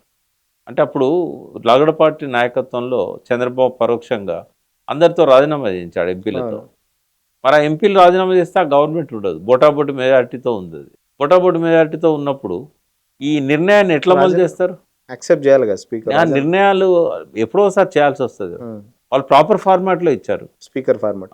ఇవ్వకపోతే సుప్రీంకోర్టు నుంచి తీసుకొస్తారు, అది ఆపలేం. అట్లా వీళ్ళు పోతే గవర్నమెంట్ పడిపోతుంది, అవిశ్వాసం పెడతారు వాళ్ళు, మెజారిటీ లేదు. కాబట్టి తెలంగాణ ప్రకటన చేయాలంటే ముందు బిల్లు పెట్టి అమలు చేయాలంటే ముందు వాళ్ళ మెజారిటీ ఉండాలి కదా. కాబట్టి ఎంపీలను కాపాడుకోవడానికి దాన్ని అటకెక్కిచ్చారు. ఇదే విషయాన్ని అర్థమయ్యేటట్టు చెప్తే బాగుండేది, చెప్పలేదు. సోనియా గాంధీ ఇస్తలేదు, కాంగ్రెస్ అడ్డంకి ఉందని చెప్పి మనోళ్ళు ఎమోషన్ అయ్యి అందరు చచ్చిపోయారు. అదొక విషాదాంతం. వెనక్కిపోవడానికి సహేతుకమైన కారణాలు ఉన్నాయి కదా. మేము కూడా ఎవరం అంత డీప్గా ఆలోచించి దాన్ని బయట పెట్టలేదు. మరి వాళ్ళు కూడా మీకు చెప్పలేదా ఆఫ్ ద రికార్డ్ అనే విషయం? ఎట్లా చెప్తారు వాళ్ళు? మనం అర్థం చేసుకోవాల్సింది. ఎందుకంటే వాళ్ళ ఎంపీలే రిజైన్ చేశారు, గవర్నమెంట్ మెజారిటీ లేదు, వాళ్ళని కన్విన్స్ చేసుకోలేకపోయినారు. చర్చల పేరుతో శ్రీకృష్ణ కమిటీ, ఆ కమిటీ అవన్నీ కాలయాపన కోసం వేశారు. కానీ సోనియా గాంధీ మాత్రం ఫర్మ్గా డిసిషన్ తీసుకున్నది, తెలంగాణ ఇవ్వకుండా ఎన్నికలకు పోవద్దని. అందుకే లాస్ట్ డే నాడు ఇచ్చింది ఆమె. ఆ పార్లమెంట్ అడ్జర్న్ అయ్యే రోజు కంప్లీట్ ఆ టర్మ్కు లాస్ట్ డే అన్నట్టు. అది రాజ్యసభ ఎప్పటికి ఉంటుంది, కానీ పార్లమెంట్లో లోక్సభ ఆమోదించిన తర్వాత రాజ్యసభ ఆమోదిస్తుంది. రాజ్యసభలో దాన్ని ఆపడానికి వెంకయ్య నాయుడు అడుగడుగున సవరణలు తెచ్చాడు. ఒక్క సవరణ ఒప్పుకున్నా కూడా మళ్ళా సవరణ లోక్సభకు రావాలి. అంటే ఆ టర్మ్లో సాధ్యం కాకపోయేది. మళ్ళా అధికారంలోకి వస్తే అప్పుడు ఆ సవరణ ఇక్కడ ఆమోదించాల్సి వచ్చేది. అందుకే ఎన్ని సవరణలు వెంకయ్య నాయుడు పెట్టినా కూడా మన్మోహన్ సింగ్ అక్కడే సమాధానం చెప్పాడు తప్ప సవరణకు ఒప్పుకోలే. ఆ రోజు స్పీకర్గా రాజ్యసభలో ఉపరాష్ట్రపతిని కూర్చోబెట్టలేదు, కురియన్ను తీసుకొచ్చి కూర్చోబెట్టారు. ఎందుకంటే కురియన్కి ఇచ్చిన ఇన్స్ట్రక్షన్లు ఏంటంటే బిల్లు పాస్ కాకుండా రాజ్యసభ వాయిదా పడద్దు. కాబట్టి నెత్తి మీద కత్తి పెట్టి తెలంగాణ బిల్లును ఆమోదింపజేసింది సోనియా గాంధీ. సోనియా గాంధీ లేకపోతే తెలంగాణ వచ్చేది కాదు. ఇంకొకటి, తెలంగాణ బిల్లు ప్రవేశపెట్టే టైంలో కూడా కేసీఆర్ సభకు పోలేదు. సభ కంటే ఆయనకు బాగా ఎమోషనల్ అయ్యండి. ఆయన సభలో ఉన్నాడు, కొద్దిసేపు ఉండొచ్చిండు, బట్ ఆయన ఒక్కడే కదా ఉన్న. విజయశాంతి కూడా ఆమె పార్టీతో సహకరించలేదు, సస్పెండ్ కూడా అయినట్టుంది. అయితే కేశవరావు గారు, మన వివేక్, మంద జగన్నాథం, వీళ్ళంతా కాంగ్రెస్ నుంచి వచ్చి టీఆర్ఎస్లోకి వచ్చారు కదా. అప్పుడు గుర్తుంది కదా మీకు? గుర్తుంది. 2013లోనే వీళ్ళు రిజైన్ చేసి వచ్చారు. అంటే రిజైన్ చేయలే, ఇటువైపు మద్దతు ఇచ్చారు మనకు. తెలంగాణ వాళ్ళంతా ఉన్నారు, వాళ్ళంతా లేరని కాదు, వాళ్ళంతా ఉన్నారు. మందా జగన్నాథం, ఎందుకు కేసీఆర్ తోని ఉద్యమం టైంలో కానీ లేకపోతే పార్టీ పెట్టే టైంలో కానీ చాలా మంది మేధావులు ఉండే, అందరూ రాను ఎందుకు దూరం అయిపోయినట్టు. అది కేసీఆర్ ఏంటంటే ఉద్యమ కాలంలో అందరు అవసరం. ఎందుకు అంటే లక్ష్యం ఏంటి? తెలంగాణ సాధించడం. తెలంగాణ సాధించిన తర్వాత అబ్జల్యూట్ మెజారిటీ రాలేదు కేసీఆర్కి. ఒక 60 సీట్లు నిర్ణయాత్మక పాత్ర వహిస్తాయి తెలంగాణలో అధికారంలోకి రావడానికి. 63 ఇచ్చారు. ఒక 4 ఎమ్మెల్యేలను టీడీపీ కొంటే గవర్నమెంట్ పడిపోతుంది. అయితే ఆయన ఏమనుకున్నాడు? ఉద్యమకారులు ఉద్యమానికి అవసరం, రాజకీయ నాయకులు రాజకీయాలలో ఉండడానికి అవసరం, మనుగడ కోసం. వాస్తవంగా కూడా ఆయన స్టాండ్ కరెక్ట్ అది. కానీ రాజకీయ నాయకులు అవసరమైనంత మాత్రాన ఉద్యమకారులను పక్కకు పెట్టాల్సిన అవసరం లేదు. కానీ కొంతమందిని తీసుకున్నాడు ఆయన. బాల్క సుమన్ కానీ, గాదర్ కిషోర్ని కానీ, అట్లా మాలాంటి వాళ్ళని కూడా ఆఫర్ చేశాడు. నాకు కూడా ఎమ్మెల్సీ ఆఫర్ చేశాడు. నా అంతటి నేనే వద్దన్నాను. ఆ రోజుల్లో నాకెందుకో రాజకీయాల నుంచి కొంత దూరంగా ఉంటే బాగుండేది, అనారోగ్యం ఉంది, నాకు కొంత సమస్యలు వచ్చాయి, తర్వాత జీవితం అంతా అలసిపోయింది. ఉద్యమంలో అంతా సపోర్ట్ చేసిన వి ప్రకాష్ అంటే ఒక కార్పొరేషన్ పదవికే, కార్పొరేషన్ పదవి కూడా తీసుకోవాలనుకోలే. సరే ఒక రోజు ఇట్లనే ఒక పెళ్లి దగ్గర కలిసి కేసీఆర్ గారు దూరం ఉంటే ఇట్లా ఏదో ఒకటి తీసుకుంటే బాగుంటుంది కదా అన్నప్పుడు, నాకు వాటర్ మీదనే ఇంట్రెస్ట్ ఉన్నది, మీరు ఏమన్నా వాటర్ మీద ఇస్తే తీసుకుంటా, ఒకటే ఉంటే నేను వేరే వాళ్ళకి ఇచ్చినా అన్నాడు. మీరు 40 ఉన్నాయి కార్పొరేషన్లు, ఏదన్నా తీసుకో అంటే నాకు ఇంట్రెస్ట్ లేదు, మీరు ఒకవేళ మీరు అనుకుంటే క్రియేట్ చేయగలుగుతారు కదా. చంద్రబాబు నాయుడు గవర్నమెంట్లో ఒకటి ఉండేది, తెలంగాణ జలవనరుల అభివృద్ధి సంస్థ. ఆ తర్వాత క్లోజ్ చేశారు. అది ఉన్నది కావాలంటే షెడ్యూల్లో మీరు అది రీఓపెన్ చేయండి అని చెప్పారు. దానికోసం మళ్ళీ కొంత టైం పడుతుంది అంటే మంచిదని చెప్పాం, ఇచ్చాడు. బట్ నాకేముండే అంటే నేను 69 ఉద్యమ కాలం నుంచి కూడా కంటిన్యూగా రాజకీయాల్లో ఉన్నా, విప్లవ రాజకీయాల్లో ఉన్నా. అయితే మాకేందంటే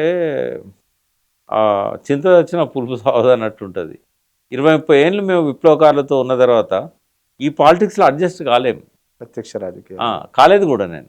అయితే నేను అడ్జస్ట్ కాలేను కాబట్టి మీకు వెల్విషర్గా ఉంటా, అసెంబ్లీలో వద్దులేండి అని చెప్పి నా అంతటి నేనే వద్దన్నా. ఆయన టైం కూడా ఇచ్చాడు, ఒక 4 రోజులు. గవర్నర్ గారికి క్యాబినెట్ సిఫారసు చేయాలి కదా, 4 రోజులు ఆగాడు ఆయన నా కోసం.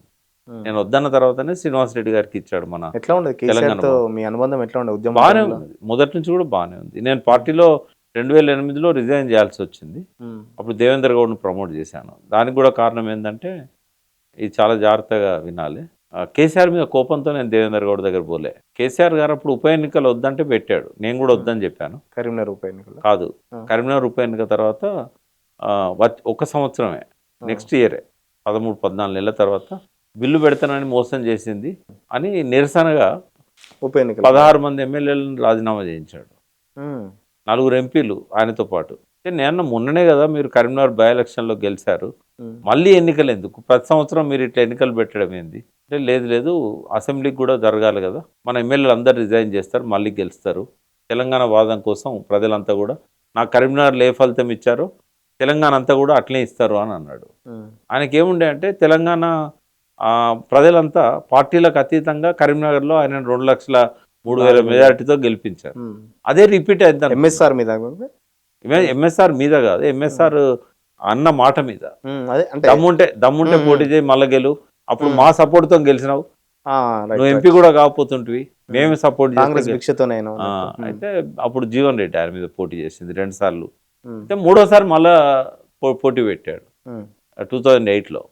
నేను బాగా తీవ్రంగా వ్యతిరేకించిన, వద్దని చెప్తే కూడా వినలేదు. వినకపోతే నేను అన్న మరి ఓడిపోతే ఎట్లా, నాకైతే గెలుస్తారని అనిపించట్లేదు. నేను అప్పుడు లెజిస్లేచర్ పార్టీలో నేను వీళ్ళకి సహాయకునిగా ఉండేవాడిని ఎమ్మెల్యేలకు అందరికీ. నేను ఎమ్మెల్యే టికెట్ ఇస్తానంటే నేను వద్దన్నా 2004లో. అయితే వద్దంటే నువ్వు వీళ్ళందరికీ సపోర్ట్గా ఉండు అని నన్ను అసెంబ్లీలో లెజిస్లేచర్ పార్టీ సహాయం చేయడానికి అట్లా ఉంచాడు. రోజు పోయేది నేను ఆఫీస్లో కూర్చునేది, లెజిస్లేచర్ పార్టీ ఆఫీస్లో. అయితే వాళ్ళందరూ నా దగ్గరికి వచ్చి సిఫారసు, మీరు సారుకు చెప్పండి మేము గెలవము. 16 మందిలో 9 మంది చెప్పారు, 15 మంది ఏమో, 11 మందిని రాజశేఖర రెడ్డికి అమ్మేసిండు అప్పటికే. అయితే నేనన్నా అట్లా మేము ఎట్లా చెప్తాం, మీరు ఎమ్మెల్యేలు కదా, మీరు పోయి చెప్పుకోండి నేను. ఇప్పుడు హరీష్ రావు గారు కూడా వచ్చి చెప్పిండు, మామయ్య చెప్తుంటలేడు, మీరు జయశంకర్ గారు పోయి ఈ డిసిషన్ ఆపండి, ఇంకో 1 year కూడా లేవు మెయిన్ ఎలక్షన్స్, 1 year లోపు ఎలక్షన్ పెట్టుకొని మళ్ళీ ఉప ఎన్నికలు ఎందుకు, ఏమన్నా అటు ఇటు అయితే మనకు కష్టం అవుతుంది. ఈ 15 మందిలో 9 మంది గెలిచేటట్లేరు.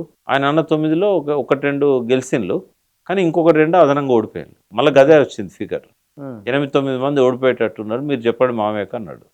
జయశంకర్ సార్ని అడిగితే ఏమన్నాడంటే, నాకు ఈ రాజకీయాలతో సంబంధం లేదా, గెలుపు ఓటంల గురించి నాకెట్టే తెలుస్తుంది, నువ్వు కావాలంటే పోయి మాట్లాడు అని అన్నాడు. నేను ఒక్కరిని పోయి మాట్లాడితే నువ్వు ఏమైనా ఎలక్షన్లో పోటీ చేసినావు అన్నాడు. చేయలేదన్న, నీకు తెలియదు ఎలక్షన్ రాజకీయాలు, నువ్వు కూడా అప్పుడు నన్ను కరీంనగర్ ఉప ఎన్నికలు అప్పుడు వద్దన్నావు, 7 అసెంబ్లీ సెగ్మెంట్లలో 6 మనే కాదు, ఉన్న ఒక్క కాసిపేట లింగయ్య గోడ మీద ఉన్నాడు అటో ఇటో అన్నట్టు, కాబట్టి వద్దు అని నేను అన్నా. నువ్వు వద్దన్నా కూడా అప్పుడు 2 లక్షల మెజార్టీ వచ్చింది, ఇప్పుడు కూడా అదే రిపీట్ అవుతుంది, ఇప్పుడు మనకు అవసరం అని చెప్పిండు ఆయన. సరే ఇక ఓడిపోతే ఎట్లా అన్నా, ఓడిపోతే ఎట్లా అంటే ప్రజలకు అవసరం లేని తెలంగాణ మనకెందుకు అన్నాడు. 3వది ఏంటంటే, యుద్ధానికి పోయేవాడు గెలుస్తానని పోతే 50-50 ఛాన్సెస్ ఉంటాయి, ముందే వచ్చి మేము ఓడిపోతామని చెప్తాను, వాళ్ళు గెలవరు అని చెప్పినాను. అరే ఏమైనా ఎన్నైనా చెప్పు, మనం ఆ డిసిషన్ మార్చుకోలేమని చెప్పాడు. డిసైడ్ అయిపోయింది. తర్వాత రిజైన్ చేయించాడు. రిజైన్ చేయించిన తర్వాత అనుకున్నట్టు 9 మంది ఎమ్మెల్యేలు ఓడిపోయారు, 2 ఎంపీలు ఓడిపోయారు. నరేంద్ర గారు రిజైన్ చేయలే, ఆయన అప్పుడు పార్టీలో లేడు, సస్పెండ్ చేశారు. అవును, ఆయన కాంగ్రెస్తో ఉన్నాడు అప్పుడు. అంటే ఆయన అవిశ్వాస తీర్మానం పెట్టినప్పుడు కూడా కాంగ్రెస్ సపోర్ట్ చేశాడు. సో ఈ ఉప ఎన్నికల్లో 4 పోటీ చేశారు, వినోద్ కుమార్ గారు, కేసీఆర్ గారు, మసూదన్ రెడ్డి ఆదిలాబాద్, రవీంద్ర నాయక్. అయితే రవీంద్ర నాయక్ మసూదన్ రెడ్డి ఓడిపోయాడు. దయాకర్ రావు గెలిచాడు అప్పుడు రవీంద్ర నాయక్ మీద, జనరల్ సీట్ అది. అయితే మసూదన్ రెడ్డి కూడా ఓడిపోయాడు, తర్వాత కాలంలో చనిపోయాడు ఆయన ఆదిలాబాద్. ఈ కేసీఆర్ గారు బోటాబోటీ మెజార్టీతో గెలిచాడు, చాలా తక్కువ, 15,000 ఎంతో. అదివరకు 2,03,000 ఒక 1 year ముందే. వినోద్ కుమార్ గారు కూడా కొద్దిగా మెజార్టీ తగ్గింది. సో ఈ ఫలితం వచ్చిన తర్వాత ఇక వీళ్ళు జనాన్ని తిట్టడం మొదలుపెట్టారు. నేను జయశంకర్ గారిని కలిసి, సార్ కాంగ్రెస్ గల్లాలు ఎగరేస్తున్నది, చంద్రబాబు నాయుడు కాళ్ళు ఎగరేస్తున్నాడు, టీఆర్ఎస్ సీట్లు మాకు వచ్చినాయని ఒకరు 5 ఒకరికి 4 వచ్చినాయి, అధికార పార్టీ కాంగ్రెస్కి 5 వచ్చినాయి, తెలంగాణ టీడీపీకి ఎక్కిరిస్తున్నారు. వాదన చచ్చిపోయిందని ఎక్కిరిస్తున్నారు. వాస్తవంగా ఎందుకు ఆ పరిస్థితి వచ్చిందంటే అన్ని పార్టీలు కూడా మేము తెలంగాణ అని అన్నాయి. అప్పుడు ఇది కరీంనగర్ ఉప ఎన్నిక ఫలితం చూశాక వాళ్ళు గుణపాఠాలు తీసుకున్నారు. తెలంగాణ అనకపోతే మనకు ఓట్లు పడాయని చెప్పి కాంగ్రెస్ తెలంగాణ అనేది, టీడీపీ తెలంగాణ అందరు తెలంగాణ అన్నారు. చంద్రబాబు అనకపోయినా అభ్యర్థులు అన్నారు మేము తెలంగాణ వ్యతిరేకం కాదు అని. సో ఎవరి ఓట్లు వాళ్ళకే పడ్డాయి. అక్కడనేమో కరీంనగర్ ఎన్నికల్లో వన్ సైడ్ తెలంగాణ, ఎందుకంటే అది రెఫరెండం అన్నాడు రాజశేఖర్. అంటే ఇది ఈయన ఓడిపోతే తెలంగాణ పోతుందని అందరు తెలంగాణకి వేశారు. జెండాలు పట్టుకొని ప్రచారం చేసేటోళ్ళు కూడా తెలంగాణ వాదానికి అనుకూలంగా చేశారు. అప్పటికి పరిస్థితి మారిపోయింది ఈ ఎన్నికల నాటికి. సో అట్లా ఈయన రాజీనామా చేశాడు. టీఆర్ఎస్ ప్రెసిడెంట్కి ఎవరినైనా పెట్టుకోండి నేను రాజీనామా చేస్తున్నాను. 2-3 రోజులు బతిమిలాడినా కూడా ఆయన మళ్ళీ తీసుకోలేదు. ఆ సందర్భంగా నేనేం చేశానంటే జయశంకర్ గారితో విద్యాసాగరరావు గారు ఉండే అప్పుడు ఇరిగేషన్, ఇద్దరితో మాట్లాడి ఇంకొకరిని ఎవరైనా మనం తీసుకొద్దాము, వేరే పోటీగా తీసుకొద్దామని అనుకోలే, కేసీఆర్ గారికి యాడ్ చేద్దామని అనుకొని దేవేందర్ గౌడ్ గారిని నేను పాషామి దగ్గర పోయి కలిసినాం. సరే ఆయన ఏమన్నాడు, నాకు మీరంతా మద్దతుగా ఉంటానంటే నేను వస్తా, జయశంకర్ గారితో కూడా మాట్లాడాలంటే తెల్లారా సార్ని కూడా తీసుకొని పోయాను నేను. అదంతా నేను ఇనిషియేట్ చేసిందే. అయితే దాంతో దేవేందర్ గౌడ్ ముందుకు వచ్చాడు. అంటే మళ్ళీ ఈ దేవేందర్ గౌడ్ ఎపిసోడ్ తర్వాత మళ్ళీ కేసీఆర్ గారిని ఎప్పుడు కలవలేదు? మళ్ళీ కాదు, దేవేందర్ గౌడ్ వచ్చిండు. వచ్చినాక పెద్దిరెడ్డి ఒక్కడే వచ్చిండు, టీడీపీ నుంచి ఎవరు రాలే. టీఆర్ఎస్ నుంచి నన్ను ఆయన డిమాండ్ చేశాడు. ఏమన్నాడంటే నువ్వు జయశంకర్ గారు నాతో ఉండాలి, అందరితో ఉంటాం మేము, నీ ఒక్కంతో ఎందుకు ఉంటాం అంటే అట్లా కాదు, పార్టీ పెట్టినప్పుడు పార్టీలు ఉండాలి కదా, మీరు వస్తేనే నేను పెడతా లేకపోతే లేదన్నాడు ఆయన. సరే సార్ ఉండి ఏమన్నాడంటే నేనైతే రాలేను కదా, నేను ఏ పార్టీలో ఉండా, టీఆర్ఎస్లో కూడా లేను, ఓ సలహాదారు ఉంటుంది తప్ప నేను సిద్ధాంతకర్త, నీకు కావాలంటే నువ్వు ఉండు, ఆయన రావాలని తప్పనిసరి నువ్వు అనుకుంటే నువ్వు ఉండు అన్నాడు. నువ్వే ఆలోచించుకో అని చెప్పాడు. సార్ కూడా నన్ను బొమ్మలే. సరే నేను ఆలోచించుకొని నేను తెలంగాణ కోసం తప్ప పదవుల కోసమో దానికోసమో రాలే కదా, నా కేసీఆర్తో తగాద లేకపోయినా కూడా నేను రిజైన్ చేసి పాజిటివ్ లెటర్ పెట్టిన కేసీఆర్ గారికి. ఇక తెలంగాణ మీద చాలా విషయాల మీద మీకు అవగాహన ఇవ్వగలిగాము, ఇప్పుడు నా అవసరం పెద్ద ఇక్కడ ఉన్నదని నేను అనుకోవట్లేదు, దేవేందర్ గౌడ్ తెలంగాణ కోసం ముందుకు వస్తాను అంటున్నాడు కాబట్టి ఫిక్స్ అయిపోయారు. కేసీఆర్ తెలంగాణ వాదం వదిలేస్తాడని కాదు, కేసీఆర్కు దేవేందర్ గౌడ్ లాంటి శక్తి అవసరం అప్పుడు అనుకున్నాక ఏమైందంటే 4 రోజులు కానే లేదు దేవేందర్ గౌడ్ నేను కేసీఆర్తో కలవను అని చెప్పిండు. నేను మళ్ళీ వెనక్కి పోయాను రిజైన్ చేసి. వెనక్కి పోయిన తర్వాత 1 నెల రోజుల తర్వాత దేవేందర్ గౌడ్ ఫోన్ చేశాడు, నిన్ను ఏమనలేదు, నేను ఏ తప్పు చేయలేదు, నన్ను ఎందుకు నువ్వు వదిలేసి వెళ్ళిపోయినావు, నువ్వు పోయిన తర్వాత ఎవరు వస్తలేరు పార్టీలకు, నేను ఎటు కాకుండా అయిపోతాను, పార్టీ పేరు ఏదో నవ తెలంగాణ, నేను ఎటు కాకుండా అయిపోతున్నానంటే అప్పుడు లాల్ బహదూర్ స్టేడియంలో మీటింగ్, నిజాం కాలేజ్ గ్రౌండ్లో మీటింగ్ పెట్టారు. అప్పుడు సి విఠల్ అన్నాడు కదా మన పబ్లిక్ సర్వీస్ కమిషన్, ఆయన నాకు ఫోన్ చేసి అన్న దేవేందర్ గౌడ్ బాధపడుతున్నాడు, నువ్వు ఇట్లా వచ్చి 4 రోజులకే మళ్ళీ వెనక పోయినావు, దాంతో చాలామంది రాకుండా ఆగిపోయిన్లు అంటే మరి ఏం చేయమంటావు అన్న, నువ్వు ఎక్కడ పోలే కదా, మళ్ళీ టీఆర్ఎస్లోకి అయితే పోలేదు, కేటీఆర్ గారు అడిగారు నన్ను, నేను ఇట్లా పోయి వెనక్కి రాగానే అంకుల్ మళ్ళీ రండి పార్టీలకు అన్నాడు. అంటే ఇక బాగుండదు, నేను అయితే మళ్ళీ రమ్మని అడిగాడు. నేను దేవేందర్ గౌడ్ పార్టీకి రిజైన్ చేస్తున్నట్టు 4 డేస్లోనే స్టేట్మెంట్ ఇచ్చాను. నేనేం స్టేట్మెంట్ ఇచ్చినామంటే పార్టీ ఆల్రెడీ ఉంది టీఆర్ఎస్, ఒక ఉద్యమ సంస్థ పెడతానంటే పోయినాం, ఆయనకు చెప్పింది కూడా ఉద్యమ సంస్థ పెట్టమని, మళ్ళీ పార్టీ పెట్టడం ఏంది, ఆయన ఎప్పుడైతే పార్టీ డిక్లేర్ చేసాడో నేను బయటకు వచ్చాను తెలంగాణ పార్టీ. కానీ నా మీద బ్లేమ్ చేసే ప్రయత్నం జరిగింది. 1 మంత్ కానలేదు మళ్ళీ ఫోన్ చేసి పార్టీ పెట్టే సందర్భం అది. అంటే నా నిజాం కాలేజ్ గ్రౌండ్లో మీటింగ్, నువ్వు పోయేసరికి ఎవరు రాలేదు అని నా మీద ఆరోపణ చేసే వరకు నాకు బాధ అనిపించి మళ్ళీ పోయినా. నేను మళ్ళీ పోతే కండువ కప్పి నాకు అందులో ప్రచార కార్యదర్శి ఏదో ఇచ్చారు, బట్ పెద్ద నేను యాక్టివ్గా లేను. కానీ దేవేందర్ గౌడ్ నా వల్ల టీడీపీలో నుంచి వచ్చి ఎటు కాకుండా అయిండనే ఒక ఫీలింగ్తో ఒక బీసీ నాయకుడు అట్లా కావద్దని చెప్పి నేను అటు పోయినా. కేటీఆర్ గారు అడిగితే కూడా నేను రానని చెప్పాను, నేను బయటనే ఉంటా రాను. ఆ రోజు నుంచి ఈ రోజు వరకు పార్టీలో ఏ బాధ్యత తీసుకోలేదు నేను టీఆర్ఎస్లో. కానీ నా టీఆర్ఎస్ ప్రకాష్ అంటారు, ఎందుకు అంటే ఆ పార్టీ వ్యవస్థాపక సభ్యునిగా అది పోయే పోస్ట్ కాదు కదా, తీసేసే పోస్ట్ కాదు, పోయే పోస్ట్ కాదు అది. నేను నవ తెలంగాణ పార్టీలో ఉన్నా కూడా టీఆర్ఎస్ ప్రకాష్ వచ్చిండని దేవేందర్ గౌడే అడిగేటోడు. ఏ ప్రకాష్ అంటే టీఆర్ఎస్ ప్రకాష్, తెలంగాణ ప్రకాష్, వి ప్రకాష్ అంటే అప్పుడు ఇంకా పాపులర్ కాలే. తర్వాత కేసీఆర్ గారు దాన్ని పాపులర్ చేశారు. తర్వాత ఏమైందంటే ఇట్లా ఈ క్రమం లోపలనే కేసీఆర్ గారు టీడీపీతో పొత్తు పెట్టుకొని చంద్రబాబు ఆయనకు సింక్ కాలే, ఫస్ట్ సీట్లే గెలిచాడు. అప్పుడు టీడీపీ వామపక్షాలు కూడా కలిసి మొత్తం కలిసినాయి, మహాకూటమి. మహాకూటమి. అప్పుడు నేను లేను పార్టీతో, బయట నుంచి వాచ్ చేస్తున్నా. ఆ టైంలో దిలీప్ కుమార్ బయటకు వచ్చాడు, కపిల వైద్యులు. కపిలవాయి. ఆయన బయటకు వచ్చినాక జయశంకర్ సార్ను కోదండరామ్ను కలిశాడు. వాళ్ళు ఏమన్నారంటే ప్రకాష్ కూడా బయటనే ఉన్నాడు, నువ్వు బయటనే ఉన్నావు, మీరిద్దరు కలిసి ఏదన్నా ఒకటి తయారు చేయండి ఉద్యమ సంస్థను, ఎందుకంటే 10 సీట్లకు పరిమితం అయింది కేసీఆర్, ఉద్యమం అవసరం ఉన్నది ఇప్పుడు అని చెప్పి. అంటే 2009లో ఆగస్టు ఆ ప్రాంతంలో, అంటే ఎలక్షన్స్ అయినాయి మేలో, ఎప్పుడు అయినాయి ఏప్రిల్లో అయినట్టున్నాయి. ఏప్రిల్ తర్వాత దిలీప్ కుమార్, నేను, బెల్లయ్య నాయక్ కలిసి తెలంగాణ విమోచన సమితి అని పెట్టాం. ఒక 1 year అట్లా కార్యక్రమాలు నడిచిన తర్వాత అప్పుడు కేసీఆర్ నిరాహార దీక్ష స్టార్ట్ అయింది కదా, అప్పుడు నేను, దిలీప్ కుమార్, బెల్లయ్య నాయక్ పోయి కేసీఆర్ గారిని కలిసాం. ఆయన నిరాహార దీక్ష విజయవంతం కావాలని చెప్పి కోరుకున్నాం. అప్పుడు నేను ఒక ఫెరోషియస్ స్టేట్మెంట్ ఇచ్చిన మీడియా ముందు. అంటే ఇంకొక 2 రోజులకు దీక్ష విరమణ అవుతుంది అనుకున్నప్పుడు నేను కలిసినప్పుడు ఆయన ప్రాణాలు ప్రమాదంలో ఉన్నాయనేది డాక్టర్ గారు చెప్పారు. మా కేసీఆర్ గారికి ఏదైనా జరిగితే మాత్రం మా డిమాండ్ మారిపోతుంది, ఇప్పటిదాకా మేము స్టేటే అడుగుతున్నాం, అప్పుడు మేము కంట్రీ అడుగుతాం, మాకు ఆ లెజిటిమసీ ఉంది, మాకు ఆ రైట్ ఉంది. పటేల్ గారి ఆధ్వర్యంలో దురాక్రమణ జరిగింది హైదరాబాద్ దేశం మీద, అప్పుడు ఒక స్వతంత్ర దేశం హైదరాబాద్. నెహ్రూ ఇచ్చిన యథాతథ ఉడంబడిక కట్టుబడి లేకుండా హైదరాబాద్ మీదకి సైన్యాలు నడిపించి పోలీస్ చర్య పేరుతోని దీన్ని కబ్జా పెట్టారు. ఒకవేళ కనుక కేసీఆర్ ప్రాణాలకు ముప్పు అయితే రాష్ట్రం అడగని దేశం అడుగుతామని చెప్పారు. ఆ స్టేట్మెంట్ కొంచెం సంచలనమైంది. అప్పుడు లగడపాటి కరపత్రాలు తీసుకొని పోయి పార్లమెంట్లో పంచిండు ఆ స్టేట్మెంట్.